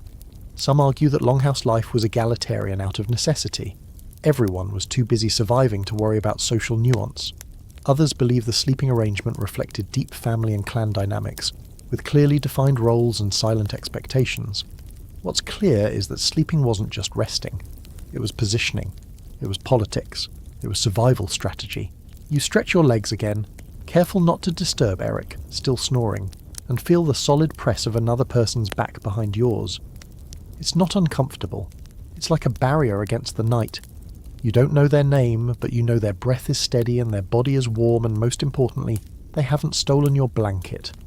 So, in Viking terms, that's friendship. There's still cold in the air, of course. You feel it along the outer edges of the bench, near the floor where someone's sock has fallen and frozen into a crispy shape that no one will claim. But near the fire, near the people, it's tolerable. It's survivable. Maybe even cozy if you squint hard enough and ignore the goat chewing something behind you. As the fire cracks, you think about what modern beds have stolen from us. Yes, they're cleaner. Yes, they're quieter. But they're lonely. In here, you're part of something. A living, breathing patchwork quilt of humans and animals and shared heat. It's a little chaotic, a little gross, but it's also deeply, strangely comforting. You close your eyes again, pulling your arms closer to your chest, wrapped in the thick scent of wool, ash, and unwashed humanity. The fire hisses as a new log is thrown on. Someone stirs. Someone snores. Someone mutters a half-dreamed line from a story told earlier in the night. You're in the warm zone now. You've earned it. And for once, you don't wake up cold. You wake again. Not because you're cold for once, or because someone rolled over and kneed you in the ribs, although that definitely happened, earlier, but because of a sound. A weird one. Low, distant, unsettling. You're not even fully sure it's real. Could have been a dream. Could have been your stomach reacting to last night's questionable porridge. But there it is again. A soft howl. Distant but sharp. Like the wind is trying to say something nasty and keeps getting cut off by the trees. You lie still, listening. In the Longhouse, everyone else is asleep. Or pretending. Hard to tell. But it's the kind of silence that carries weight. Like the building itself is listening too. Then comes another sound. Snoring. Loud. Grotesque. Impossibly nasal. You turn your head and there he is. One of the warriors, flat on his back, mouth open wide enough to collect rainwater if the roof started leaking. The snore pulses out of him like a bellows full of regret. You have no idea how anyone within 5 feet is asleep. Maybe they've gone deaf. Maybe they've given up. You roll over again, trying to find the warm spot you accidentally vacated, and your shoulder brushes fur. Not yours, not human. The goat is back. Or maybe a different goat. They don't wear name tags. It snorts softly, then starts chewing on the frayed edge of a blanket like it's personal. You sigh. Welcome to the other side of Viking night. The noises. Here's your historical fact for the insomnia crowd. Viking longhouses weren't designed for acoustic privacy.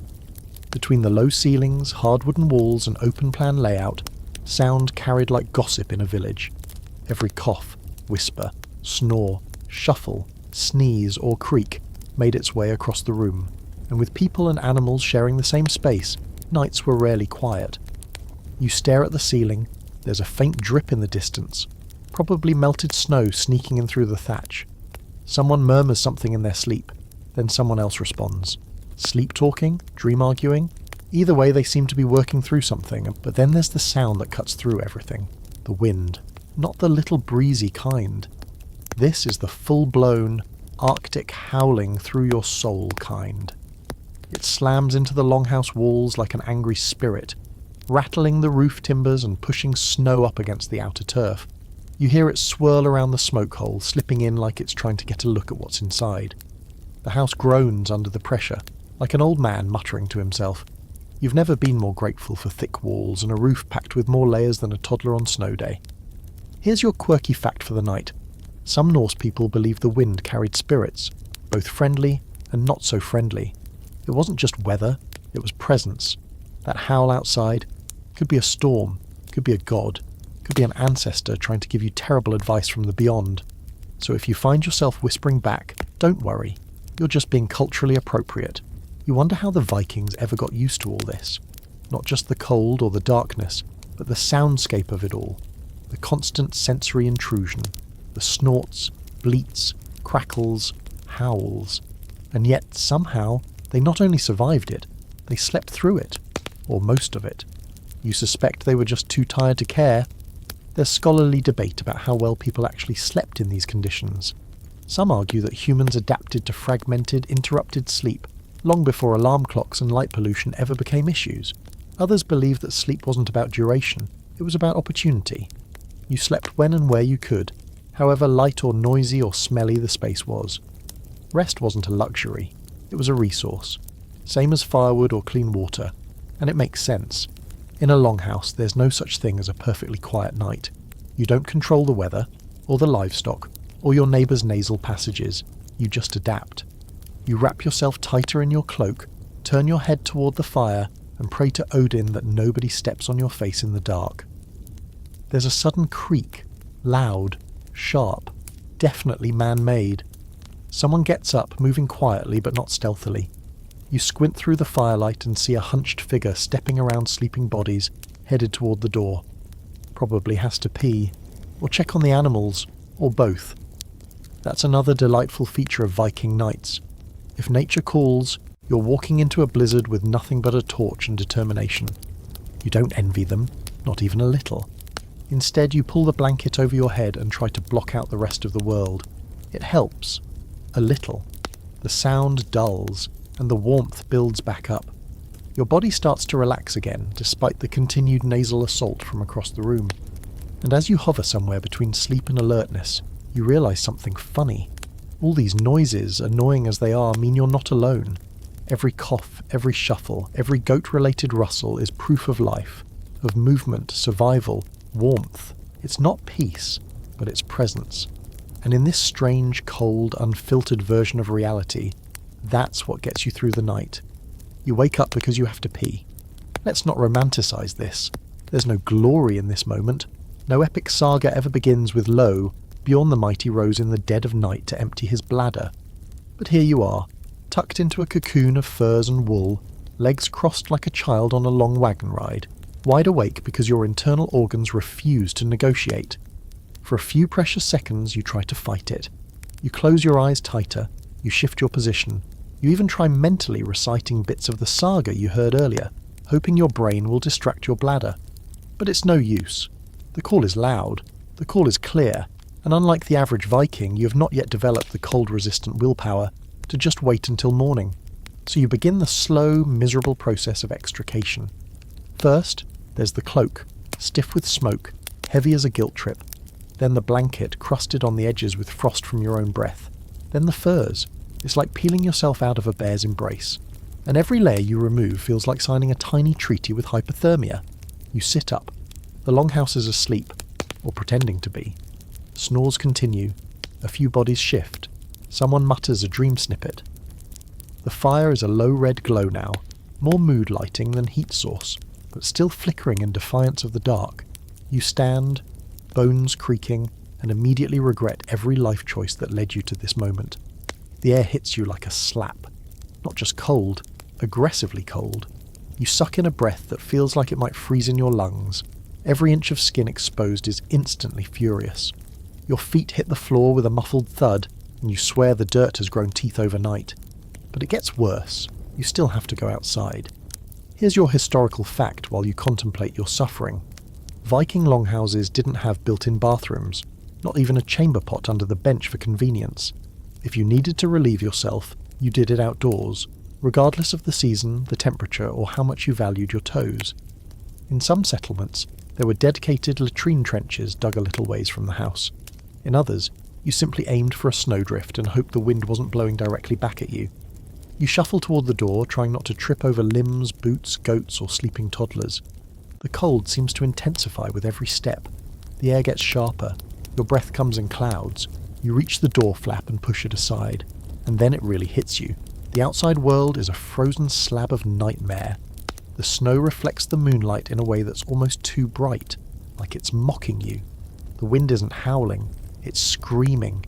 It tears through your cloak and tunic like they're tissue paper. Your eyes water instantly. Your fingers go numb. Your ears contemplate falling off. But you've made it this far. There's no turning back now. You clomp out into the snow, knees stiff, jaw clenched, and find a spot far enough from the entrance to preserve communal dignity, but close enough to retreat quickly. You do what you came to do. You stare blankly into the night, half listening for wolves. Your knees shake, your teeth chatter. A flake of snow lands on your nose and immediately melts from the heat of your indignation. Here's your quirky fact for this horrible moment. In some parts of Scandinavia, people would urinate on the edges of their longhouses to create a frozen, smell-deflecting barrier. Not exactly elegant, but efficient. In the Viking mind, there was no separation between bodily functions and survival strategies. If your waste could serve a purpose, mark territory, create insulation, even deter predators, it was just another tool. You finish up, stomp your feet a few times like it might help, and then book it back to the door. The wind seems even angrier now, like it resents your temporary escape. You pull open the flap and slip inside, letting the warm smoke of the longhouse slap you across the face like a hot, wet towel. It's miserable, but it's better. You creep back to your bench, trying not to wake anyone. Someone stirs, someone farts. The goat makes a curious blep noise as you step over it and return to your spot. You dive under the furs like they owe you an apology, and they kind of do. Now comes the second hardest part. Warming back up. Every part of you is buzzing with cold, especially your hands, which you tuck under your arms like they're precious eggs. You curl back into fetal position, praying that your spot hasn't lost all its residual warmth during your short absence. It has. Of course it has. You consider your options. Option 1, wake up the person next to you and beg to borrow some of their heat. Option 2, lie here and suffer in silence. Option 3, give up and join the animals at the far end of the longhouse. They always seem warm, and you've developed a grudging respect for that goat. You go with option 2 because option 1 is impolite and option 3 smells worse. You curl in tighter, tug the furs over your head, and try to mentally re-enter the dream you were having before all of this. Something about a warm beach. Or maybe it was just a fire that didn't smoke. Luxury fantasies, Viking edition. And here's the scholarly debate of the night. Did people really get up in the middle of those brutal winters to relieve themselves outdoors? Or did they have hidden chamber solutions we just haven't found evidence for? Some argue that the complete absence of latrine tools inside longhouses suggests everyone made the miserable trek outside. Others propose that in emergencies, or extreme cold, some makeshift system was in place. But whatever the truth, one thing's certain, you really appreciated indoor plumbing after this. You close your eyes again, every muscle tensed from the cold, trying to will your core temperature back into something human. The fire crackles. A dog sighs. The wind moans outside, disappointed that it didn't finish you off. But you're back, in the warmth, among the furs, inside the beating heart of a longhouse that protects its people, even if it sometimes smells like fermented goat cheese and smoke. You've survived another Viking night. Barely. You're not really sure how long you've been asleep, but when your eyes blink open again, the fire's glow has shifted. It's lower, ember red now, casting long shadows across the floor like quiet ghosts stretching their limbs.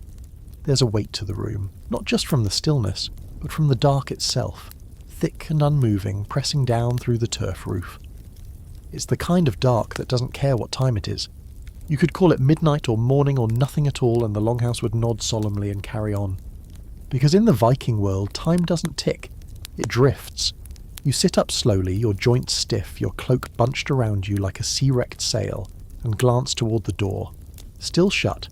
Snow packed against it on the outside. The cracks between the timbers hum with cold. But inside, the world has quieted to its usual winter rhythm. Half sleep, half wakefulness, everyone suspended in that timeless float where one day bleeds into the next, and timekeeping is done by hunger, by temperature, by the sound of the fire deciding whether it's in the mood to help you survive. And that leads us to the question, scratching at the edges of your mind like a squirrel in the rafters. How did Vikings tell time? Especially in winter, when the sun rises late, leaves early, and sometimes doesn't even bother showing up at all? Here's your historical fact while you try to rub the sleep from your eyes. The Vikings measured time using a combination of solar cues, seasonal changes, and practical routines. They didn't have hours carved into their skulls the way we do. There were no wristwatches, no alarm clocks, no ticking seconds. Instead, their days were split into parts. Morning, midday, evening, night. Winter especially flattened those distinctions. With just a few hours of usable light, you didn't live by the clock, you lived by need. And in the deepest cold of midwinter, your schedule contracted. You worked when the light allowed, you slept when the fire burned low, you woke up when the livestock got restless, or when someone stepped on your foot on the way to relieve themselves. Time wasn't measured in hours, it was measured in moments. There's some evidence, scant but fascinating, that Norse communities may have used primitive sundials in the summer months, and possibly water clocks for more ceremonial timekeeping. But in the dead of winter, you used your instincts, your body, the weather, the fire, and occasionally your own hunger as a highly reliable alarm system. You glance around. A few others are stirring now, shifting beneath their blankets.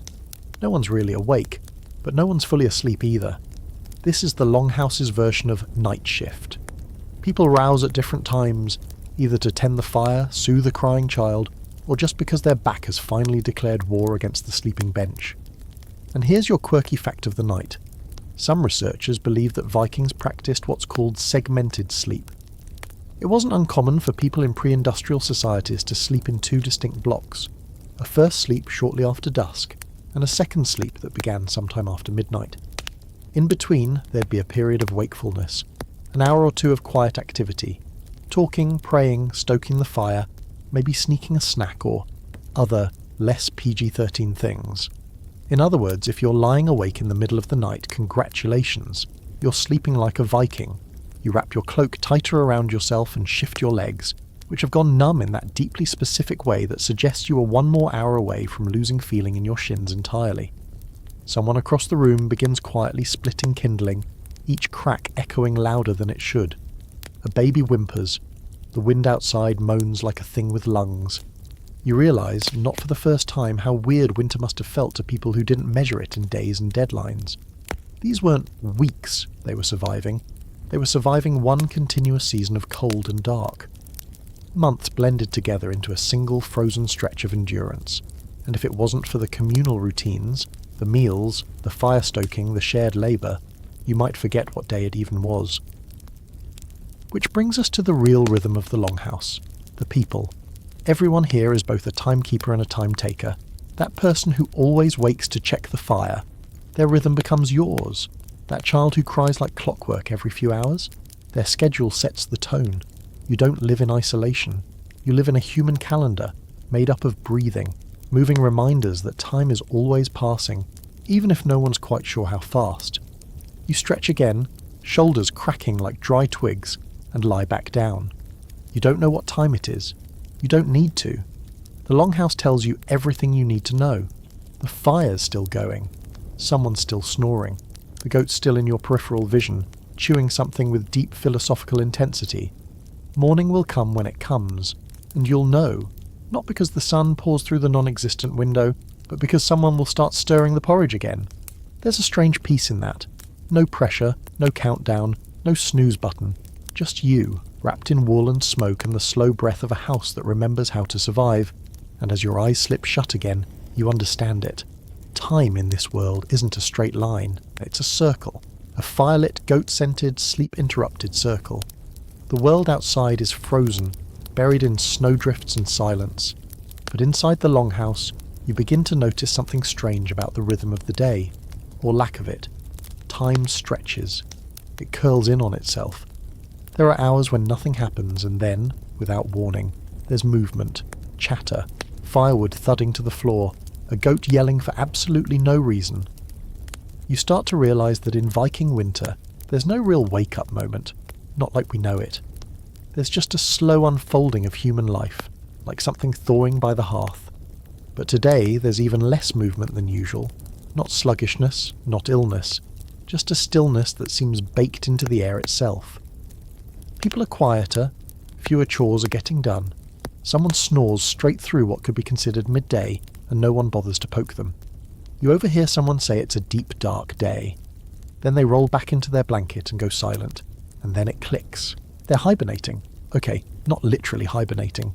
No one's grown fur or built a den out of straw and shame. But there's a kind of slow, energy-conserving rhythm here that feels suspiciously like what animals do when they're trying not to die of exposure. And honestly, that's exactly what you're watching. The Viking version of seasonal shutdown mode. Here's your historical fact to pull around your shoulders like a blanket. During the harshest parts of winter, especially in the far northern settlements, Viking daily activity would slow to a crawl. The fields were frozen, the daylight was laughably short, and with limited access to food, fuel and daylight, it made more sense to not expend energy. People still woke, ate, and kept the fire going, but in long stretches of semi-rest, sometimes sleeping up to 12 or 14 hours a day, broken into naps or quiet dozing. You settle back into your bench nest, observing. You see a few people just sitting, unmoving, cloaked and wrapped and half asleep but upright. You think at first they're meditating, but really they're just existing, letting time drift, conserving energy. Not from laziness, but strategy. And here's your quirky fact. In Icelandic tradition, there are tales of families sleeping for most of the day during the darkest part of winter, waking only for food and fire tending. This practice wasn't written down like a scheduled event, it just was. An unspoken survival tactic. If the animals weren't moving much, and the world outside was full of ice and wolves, then your best bet was to lie still and breathe slowly. You try it yourself. You pull the cloak over your head, block out the flickering light of the hearth, and just lie there. No phone, no alarm, no appointments, just you, the dull ache in your shoulders, and the low, warm hum of a building full of people barely using their muscles.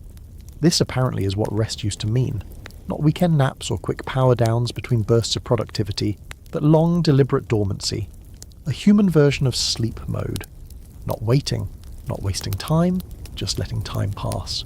There's scholarly debate, of course.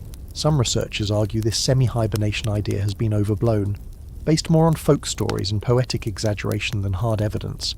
Others point to biological studies showing that humans naturally shift their circadian rhythms in low-light conditions, needing more sleep, less food, and slower metabolism. And really, when the world offers you nothing but darkness, snow, and bone-deep chill, what else are you going to do? You glance toward the ceiling. The beams above are wrapped in shadow, soot-stained and heavy. A single oil lamp flickers by the far wall, giving off more smell than light. No one talks, no one sings. Even the kids are quiet, either asleep or subdued, bundled into piles of wool with just their noses sticking out. You wonder what dreams fill a longhouse during a stretch like this. Do people dream of sunlit fields, of warm bread and the smell of rain? Or is it just a parade of firewood, goats, and endless snow. The fire sputters, and someone gets up finally to feed it. A few coals shift. A log is added with a soft thunk.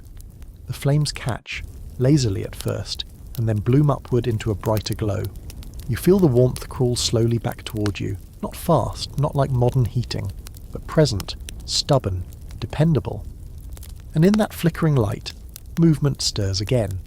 A girl untangles herself from a fur and begins twisting wool around her fingers, spinning thread with half-lidded eyes. Someone else yawns and stretches, groaning like a bear waking too early. A pot of something starts to simmer near the hearth. Porridge again, or soup if someone got ambitious. You sit up and stretch your spine, which crackles like dry kindling. It's not quite getting up, but it's something. The Longhouse is breathing again, and so are you. There's something oddly soothing about this rhythm. The quiet acceptance of rest. The total lack of urgency. You don't have to do anything. You just exist. Stay warm, stay still, and wait for the world to remember what warmth feels like. You sip something hot that tastes vaguely like onion and regret, and let your muscles sink back into the bench. The snow still presses against the outside walls. The dark still rules the hours, but inside there's peace. Not joy, not excitement. Just the quiet victory of being here, wrapped in smoke and breath, and the slow thaw of human endurance. This is what surviving winter used to look like. And honestly, it's kind of beautiful. You don't even notice at first when someone leaves the fire, it's that quiet. A low shuffle, the soft creak of wood under thick boots, and then a flicker of colder air brushing past your arm as the door flap cracks open just wide enough to let someone slip through. It's not dramatic, it's practiced, careful. Exactly what you'd expect from someone performing one of the most important night jobs in the Viking Longhouse. Chore patrol, that's right. Even in the dead of night, while most people are halfway to dreaming about mead, roasted boar, or not being mildly frostbitten, someone has to stay half awake. Because fire doesn't stoke itself. Animals don't tuck themselves in. And if the wind changes, or the roof starts to leak, or the woodpile outside freezes over, someone has to know. Someone has to deal with it. You roll onto your side and peek through a gap in the furs. Near the hearth, a man is wrapping his cloak tighter, his face a blur of beard and focus. He grabs a glowing stick from the fire, makeshift torch, and nudges the door open wider. Cold slams into the Longhouse like an uninvited god. Everyone stirs, collectively muttering without waking. Someone curses under their breath. The man disappears into the snow. You're warm again within minutes, but your curiosity is now fully awake. Here's your historical fact for the midnight watch moment. Viking households designated rotating night duties, especially during winter. These weren't formal guard shifts with armour and trumpets, more like trusted adults keeping the fire alive, tending animals and making sure the household didn't fall apart while everyone else slept. If something went wrong in the night, a fire out, a goat gone rogue, a roof beam sagging under snow, you couldn't afford to find out in the morning. You sit up a little, listening. You can hear the wind howling outside, angry and sharp. The door flap pulls tight against its frame again, rattling softly. The fire flickers, casting tall shadows over the beams above. For a moment, the Longhouse feels like a living thing, its breath slow and rhythmic, its heart glowing in the hearth, its bones creaking under the weight of snow and time. And now, the strange part. You're not even annoyed to be awake.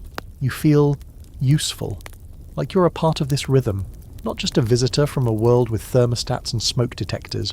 You're in it now. You're here. Then comes the second sound, footsteps, crunching snow. Then a low thump as the door opens again and the man returns, his torch half dead, face raw with cold. He stamps his boots, shakes off ice, and sets down a wooden bucket. Melted snow, probably. Water for morning. He crosses to the fire, feeds it a log, and sits down heavily beside it, cupping his hands close to the heat. You can't help watching him. Not in a creepy way, just in that this guy knows things kind of way. You're seeing a routine that's older than cities, a person doing the small, quiet work that keeps people alive. No one thanks him. No one even wakes up enough to notice. But that bucket of water will be warm enough to drink by dawn. That fire will stay alive. That goat will be where it's supposed to be. He's the human glue keeping this whole operation from freezing solid. Here's your quirky fact for the late night hour. Some Norse communities had winter fire keepers, who took their roles so seriously that waking them up was a punishable offence unless the hearth was in danger of going out. In certain Icelandic settlements, a central household member, often a woman, was considered the fire's caretaker. She'd bank the coals each night and ensure they were still glowing come morning. Losing the fire overnight wasn't just inconvenient, it was disastrous. The man at the hearth takes a sip from a cup he's warmed over the coals. You wonder what it is. Herbal broth maybe, or just snow water that's stopped tasting like smoke. He stares into the flames with a tired calm that makes you feel like this could be your favourite character in a saga. Not the warrior, not the chieftain. Just the one who knows when to add more wood and when to let it burn low. There's some debate, by the way, among historians about whether these night routines were formalised or just instinctual. Did Viking households have actual sleep shifts? Did they draw straws, assign rotations, or did the lightest sleeper just end up doing everything? The evidence is murky. Some saga literature hints at structured patterns. Others suggest it was a matter of personality. If you were the kind of person who always woke up when the wind changed, congratulations. You are now in charge of everyone's fire safety. The man finally lies down again, cloak wrapped tightly, his spot now warmed by firelight and faint purpose. And slowly, the longhouse sinks back into stillness. But not silence. The fire crackles. A beam above you creaks under its snow burden. Someone rolls over and mumbles something that sounds vaguely like, "Not my turn." A dog barks once in its sleep. You settle again into your spot, not quite ready to sleep, but not anxious about it either. The longhouse doesn't judge you for being awake at this hour. It just holds you. A quiet shelter in a world made of frozen wind and stubborn survival. And as your eyes begin to close, you think about the person outside making the rounds, checking the animals, listening for predators, keeping the night at bay not with swords or spells, but with quiet footsteps and the knowledge of where the snow tends to drift too high. This is the Viking version of safety, not perfect protection, just shared vigilance. You drift off again, the fire warm on your cheek, knowing someone's always up, making sure the rest of you wake up at all. You wake to soft murmurs and the unmistakable sound of something being poured. Water sloshing into a wooden bowl, quiet but steady. The fire's still burning, thank the gods, its low red glow pulsing gently, like the heartbeat of the longhouse itself. But what catches your attention isn't the fire, or even the breakfast smells beginning to stir. It's the quiet fussing of a baby, just a few feet away. You shift slightly beneath your furs, careful not to wake the goat again, she's curled beside you like an entitled log, and glance toward the source. There, bundled in layers of wool, a woman rocks a tiny figure against her chest. The baby's face is red and scrunched with effort, a delicate fist waving uselessly in the air. The mother murmurs low in Old Norse, rubbing the baby's back in slow circles. You don't understand the words, but the tone is universal. Shh, you're all right. You're warm. You're here. And just like that, you start to wonder, how did babies survive this? How did Viking children, small, fragile, soft-skulled humans, make it through these endless winters without freezing, starving, or catching every airborne plague in a 50-mile radius? Because this longhouse is no nursery. It's drafty. It's smoky. It's full of animals, strangers, sharp objects, and absolutely nothing that would pass a modern safety inspection. Yet somehow, the youngest among them are still here, still breathing, still growing. Here's your historical fact for the morning. Infant and child mortality was high in Viking Age Scandinavia, very high by today's standards. But that didn't mean children were neglected. Quite the opposite. Families structured their lives around keeping the youngest and oldest safe during winter. Babies slept closest to the hearth, often in their mother's arms or between warm bodies. They were bundled in layers of wool and fur, swaddled tightly to preserve heat, and sometimes carried around during the day just for warmth. You watch as the woman now wraps the baby tighter, adjusting a fur over both of them before lying back down. Her spot directly beside the fire is the warmest in the room, and she's earned it, not just by having a baby, but by carrying the burden of new life through a season that kills anything left unattended for more than an hour. There's a toddler stirring now, blinking sleepily near the back bench, her hair a wild mess of straw and knots. She reaches for a wooden toy, a carved horse or goat, and begins quietly dragging it through the dirt floor. No shoes, no socks, just tiny feet hardened by life on floors colder than your freezer. But she's fine. Because she's here, and here's your quirky fact. Some Viking families sewed tiny runes into the baby's swaddling or stitched protective symbols into their clothing. Wards to guard against illness, bad luck, or wandering spirits. It wasn't just warmth they were wrapped in, it was belief, culture, hope. Children didn't live separate from the adult world here. There were no nurseries, no quiet corners filled with gentle lullabies. Kids grew up in the thick of things, by the fire, beside the sheep pen, under the table during a feast, or wrapped in a fur at their parents' side during a storm, and that meant they weren't sheltered from the hard parts of life either. They heard the arguments, the stories, the coughing, the chores. From birth they were part of the village's moving machinery. There's debate among scholars about just how child-centred Viking society truly was. Some argue children were treated as miniature adults, expected to pull their weight early and toughen up fast. Others believe the archaeological evidence, tiny shoes, carved toys, swaddling bands and child burials with grave goods, suggests a culture that deeply valued and protected its young, even amid high mortality. And standing here now, in the middle of this longhouse full of bundled kids and half-awake caregivers, it's hard not to lean toward the latter. You move slowly toward the fire, careful not to trip over a wooden bowl or a sleeping uncle, and sit across from the mother. She acknowledges you with a tired nod. No words, just a shared sense of we made it through another night. You wonder how many nights like this they've endured. Hundreds, maybe. How many babies survived, how many didn't. It makes the longhouse feel both heavy and holy, like every plank and beam is holding up not just a roof but generations of trying again. The baby settles now, eyes half closed, cheek resting against the mother's chest. Her arms have gone slack. Her breathing slows.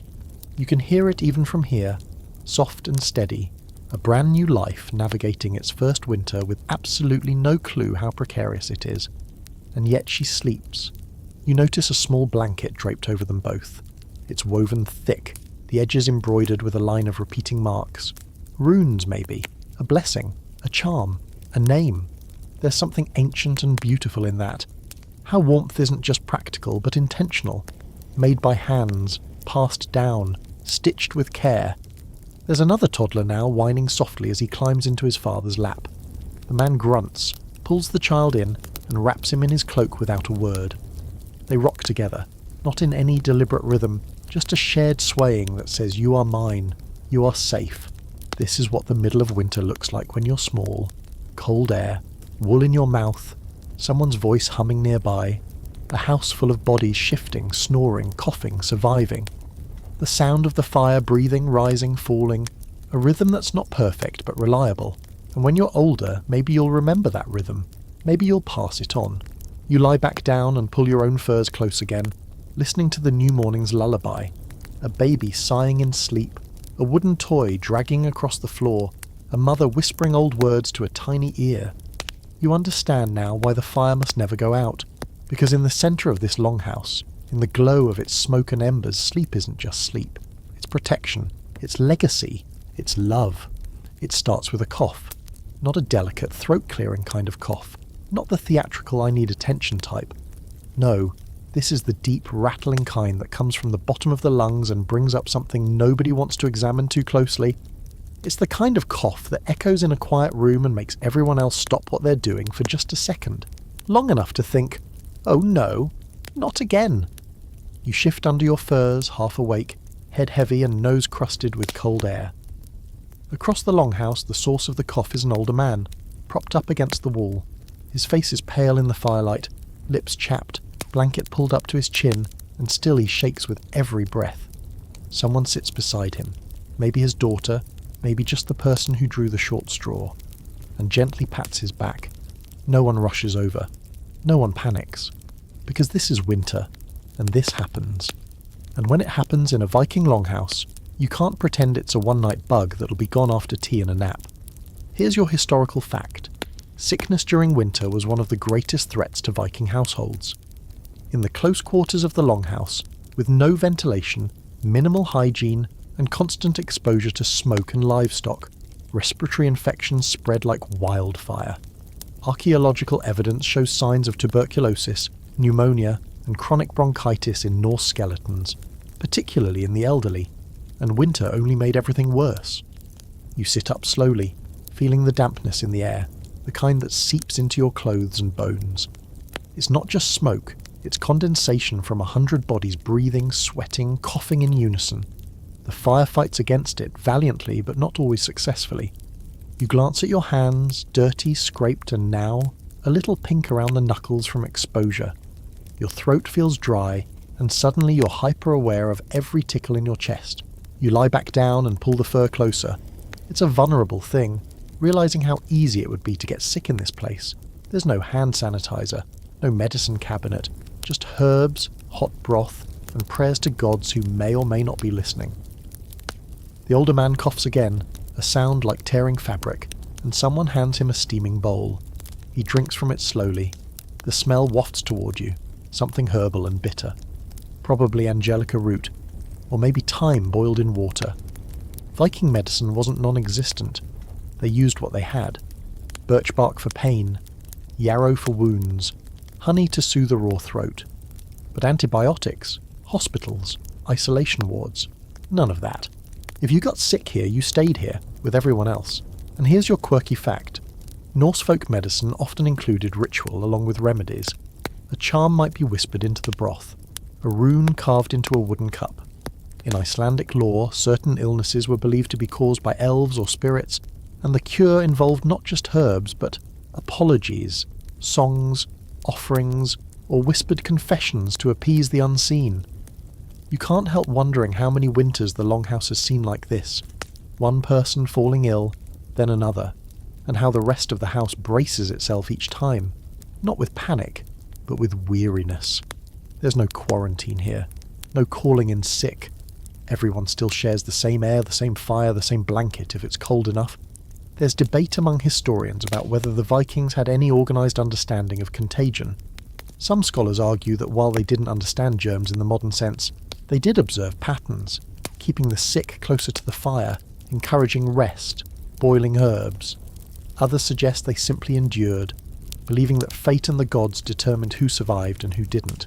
You pull your own cloak tighter, suddenly protective of your lungs. The cold doesn't just chill, it drains.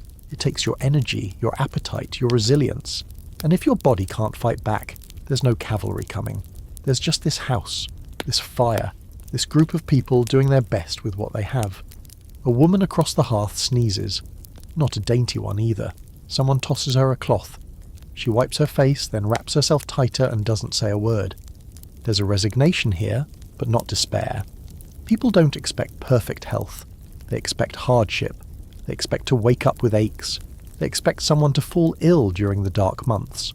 What matters isn't avoiding it, it's surviving it, and helping others survive it too. You notice now that the man who coughed has fallen asleep. His chest still rises and falls, but slowly. The woman next to him hums under her breath, something rhythmic and low. Not a song exactly, more like a comfort, a noise to keep the space filled, to keep fear out. And that's when you really feel it, that strange, stubborn intimacy of Longhouse life. You're all packed in together, and yes, it's uncomfortable. Yes, it's unsanitary, but it also means you see each other. You care for each other. You can't hide illness or ignore suffering, not when it's snoring next to you, not when it's coughing smoke into the same air you're trying to breathe.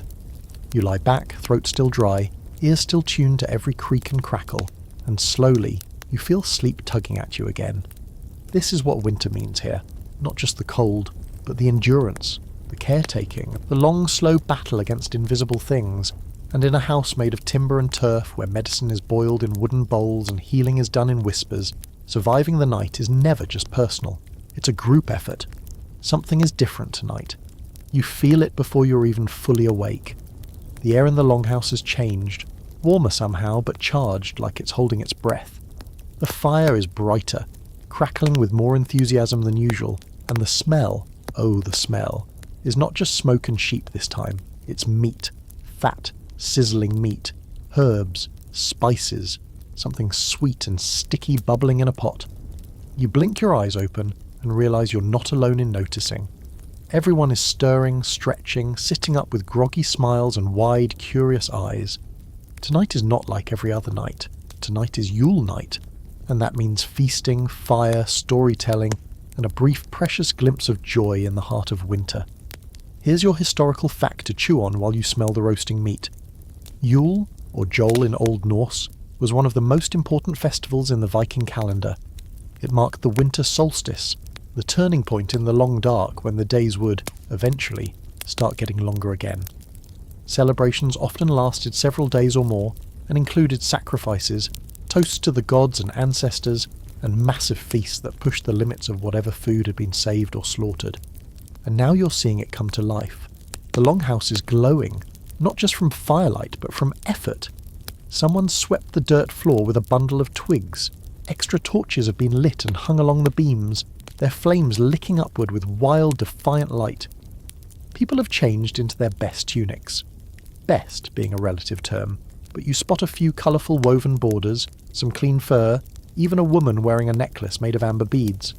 Kids run around, flushed and giggling, shoving each other and ducking under benches. A man sits tuning a lyre with a carved dragon head on the end, plucking out sharp, happy notes while others start arranging food onto wooden boards. You sit up fully now, cloak around your shoulders, and breathe it in. This is what they've been waiting for. Here's your quirky fact for the party.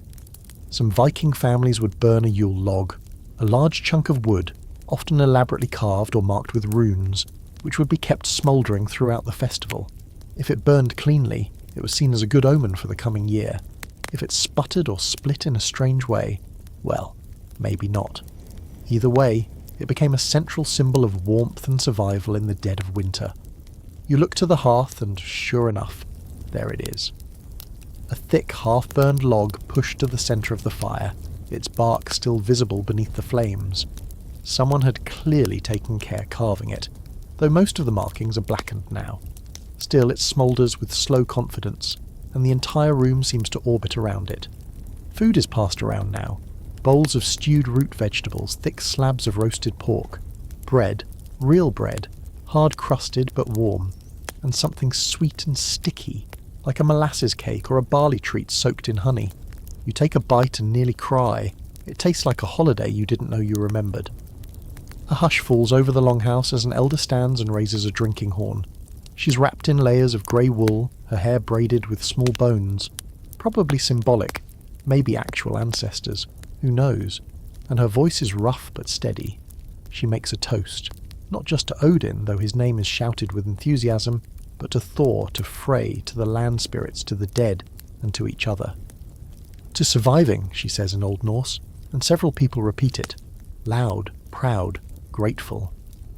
There's scholarly debate about how closely Yule resembled later Christian holidays, especially Christmas.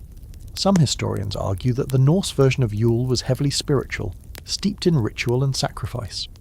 Others believe it was more like a seasonal release valve, a time to eat, drink, and remind yourself what joy felt like before the snow buried your sense of humour.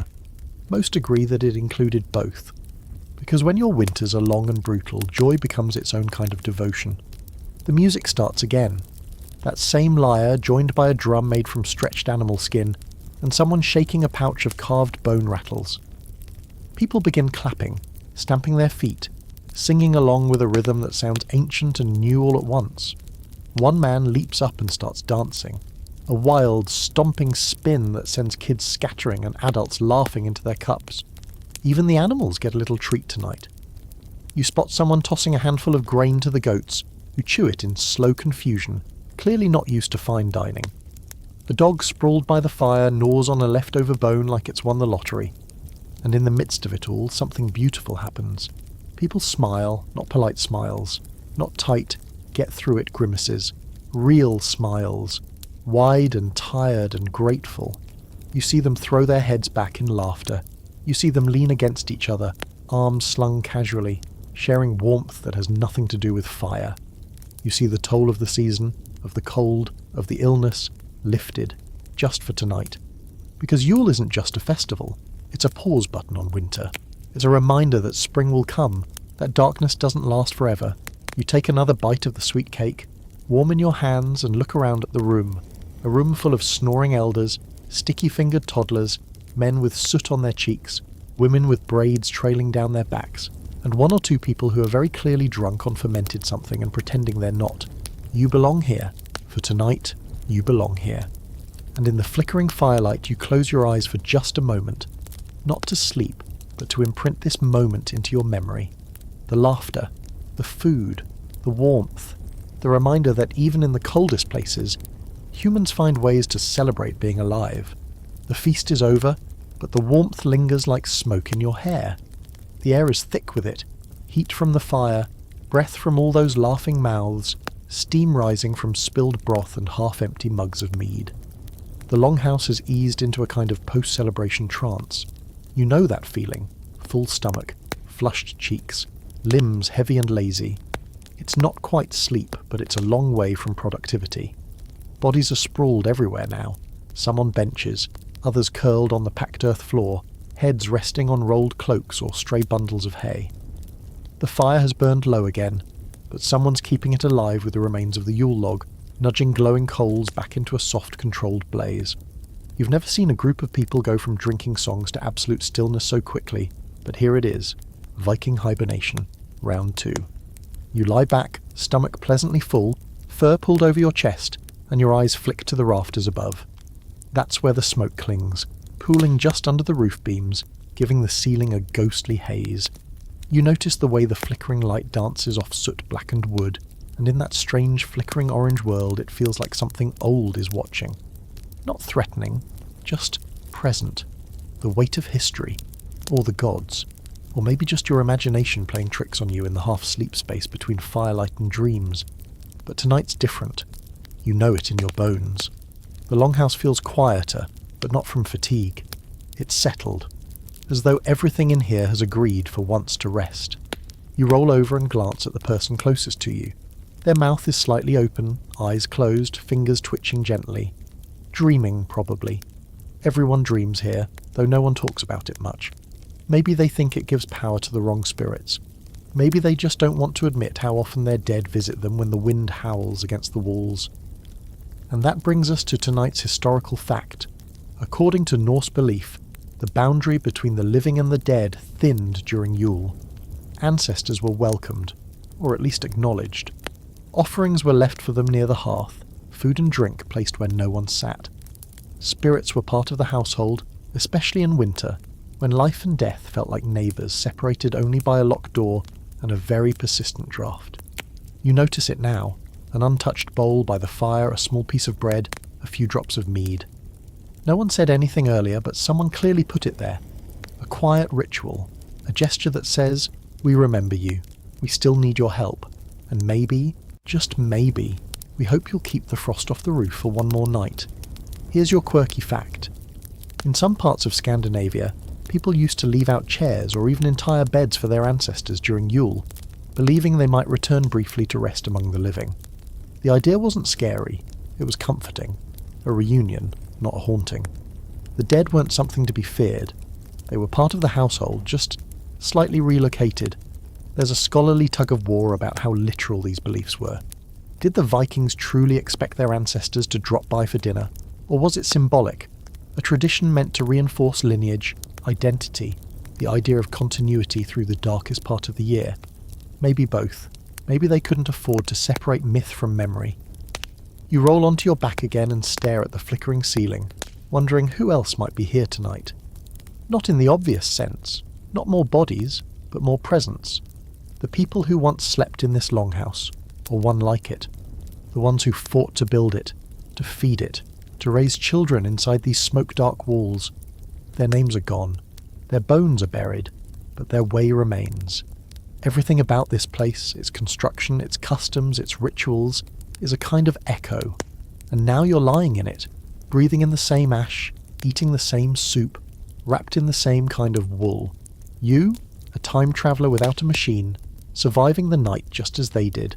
Fire, food, fur, and the company of people who know how to huddle close without needing to say much. You hear a shuffle at the far end of the longhouse. Someone's awake, moving quietly. A woman, tall, older, her grey braids swinging over her shoulder. She approaches the fire, kneels, and gently places a small bundle of herbs onto the coals. It sizzles, pops, then releases a scent that's sharp and earthy. Juniper, maybe, or mugwort. She closes her eyes and hums a note so low and long it barely counts as melody. Just a thread of sound, a tone meant to carry. Not to you, but to something else. Everyone else stays asleep, or they pretend to. The hum fades. She stirs the fire again, checks the bowl left for the ancestors, then returns to her bed without a word.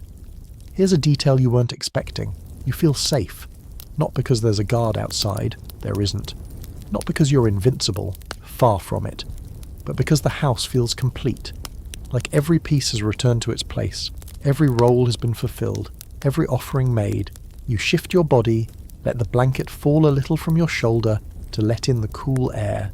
Just enough. You blink slowly. Once, twice. The fire breathes again. The goat sighs. Someone farts in their sleep. And still, the peace lingers. This isn't modern peace. No noise-cancelling headphones, no quiet suburbs. This is earned peace. Hard-won. Built out of effort and tradition and stubborn communal magic. And as your eyes close for real this time and the fire crackles quietly beside the ancestors' bowl, you think, if this is how they slept through the dark, if this is how they survived, then maybe we've forgotten something. Maybe we don't need silence to feel safe. Maybe we need stories and offerings and nights like this. You wake before the sun, if it can even be said to rise this time of year. The Longhouse is dim, but not dark.